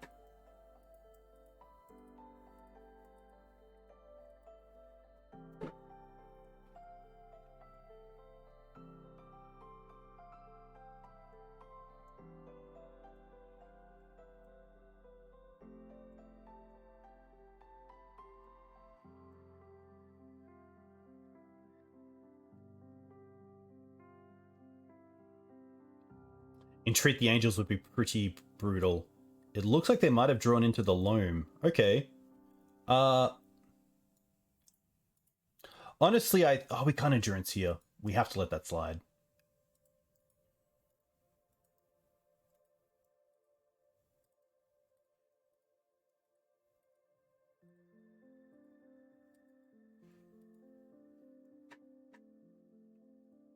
I think they will sadly time out here because they cast the Uro, but then we have the... I guess they put the Wasteland into play off the Uro. But we can also, like, endurance ourselves, put the Krakus back into the deck, and then find it with Knight. Oh, wow. Okay.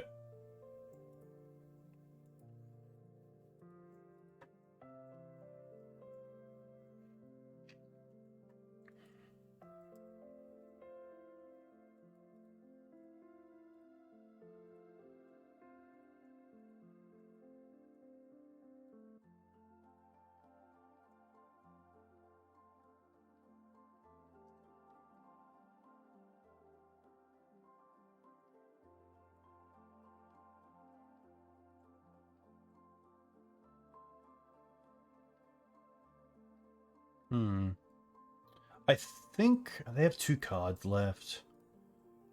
I wish there was a way to make them draw a card. Oh, wait, they're fetching? Interesting.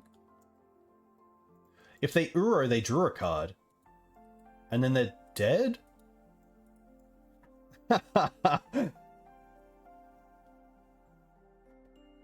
So Uro is in and out, unless they also have Endurance in their 8 cards.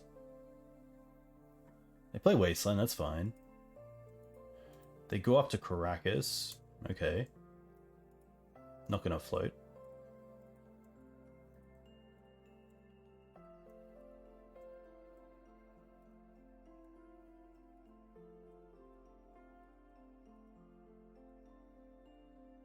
Minsk? Sure.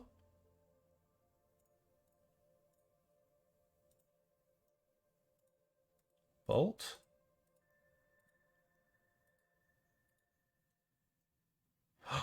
Wow. Nice. We finished 4-1. That was a doozy. That was nuts. Very cool.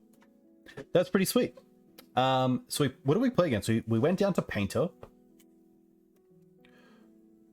1-2 Painter. 2-1. Definitely mono white. That was like 4-color control. There was also the match 8 casts, which I would make this a 3-2, let's be honest. And then one more. The mono black depths.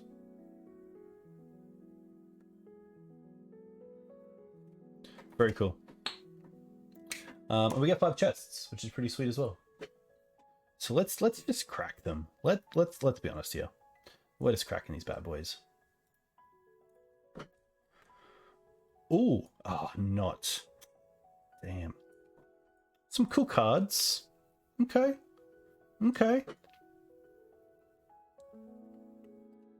Look, probably not playables, but not too shabby. I'm just going to screenshot this so I can make sure to grab them later. But hey, a huge thank you to you guys for coming in and watching. This league was pretty sweet. Collection, we have this list that we have in front of us. Honestly, 1.0 was not too bad. Going forward, what would I do with this list? Let's have a quick dive. We're going to move this up here. Move this back here. All right. Part of me wants to cut the Stoneforge package and potentially look at Once Upon a Time, which is a 3 of, and then potentially just one more card. The Mindbreak Traps are the other card where I think it's probably better to just say that if there's a situation where Trap is actually online, just fold. Like, just say that we're happy for that. Yeah, Anima could be a trap. Like, it could be a case of going down on Anima, going down on the Stoneforge package, and then potentially, because this is all quite cheap, we could go with a... oh, actually, what I want to do is create a new version. All right. Thalia, I don't mind.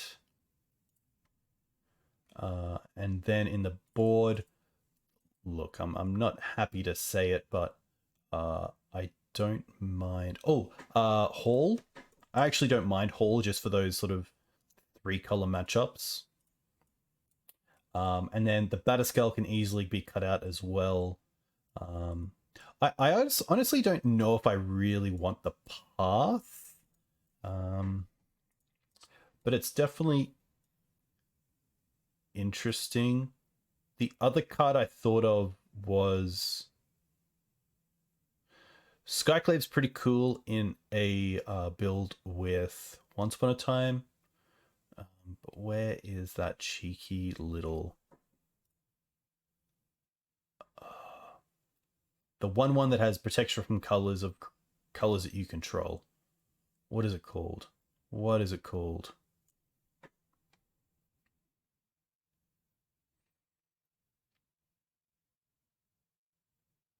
I reckon I've also gone past it. Empty shrine. I think that's empty. There it is. Like, I don't think it's a 4 of, but it's obviously quite good against the initiative decks, or at least might get them by surprise. But I do like having something for fast combo in Deafening Silence and Surgicals. The carpets are actually pretty good. The path, like if we cut something like this, I don't mind an extra force even. Yeah. The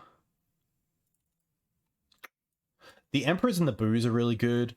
The Beast, I wasn't actually too impressed with. Like, Fleetwood just really was most of the time the better card to go for, so I could see a world where you don't have both.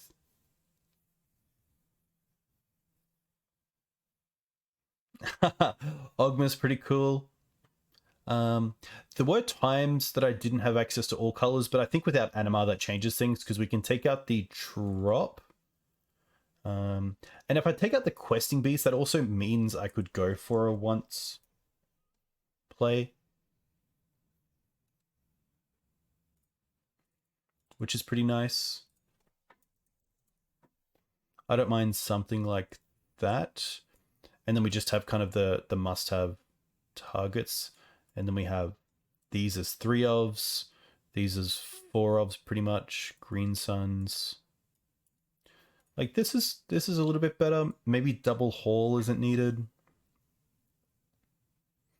I could just go 2. That's pretty sweet. And then I probably just want to bring in the 2 Force of Vigors and the 2 Empty Shrines for the Thalias against Mono White.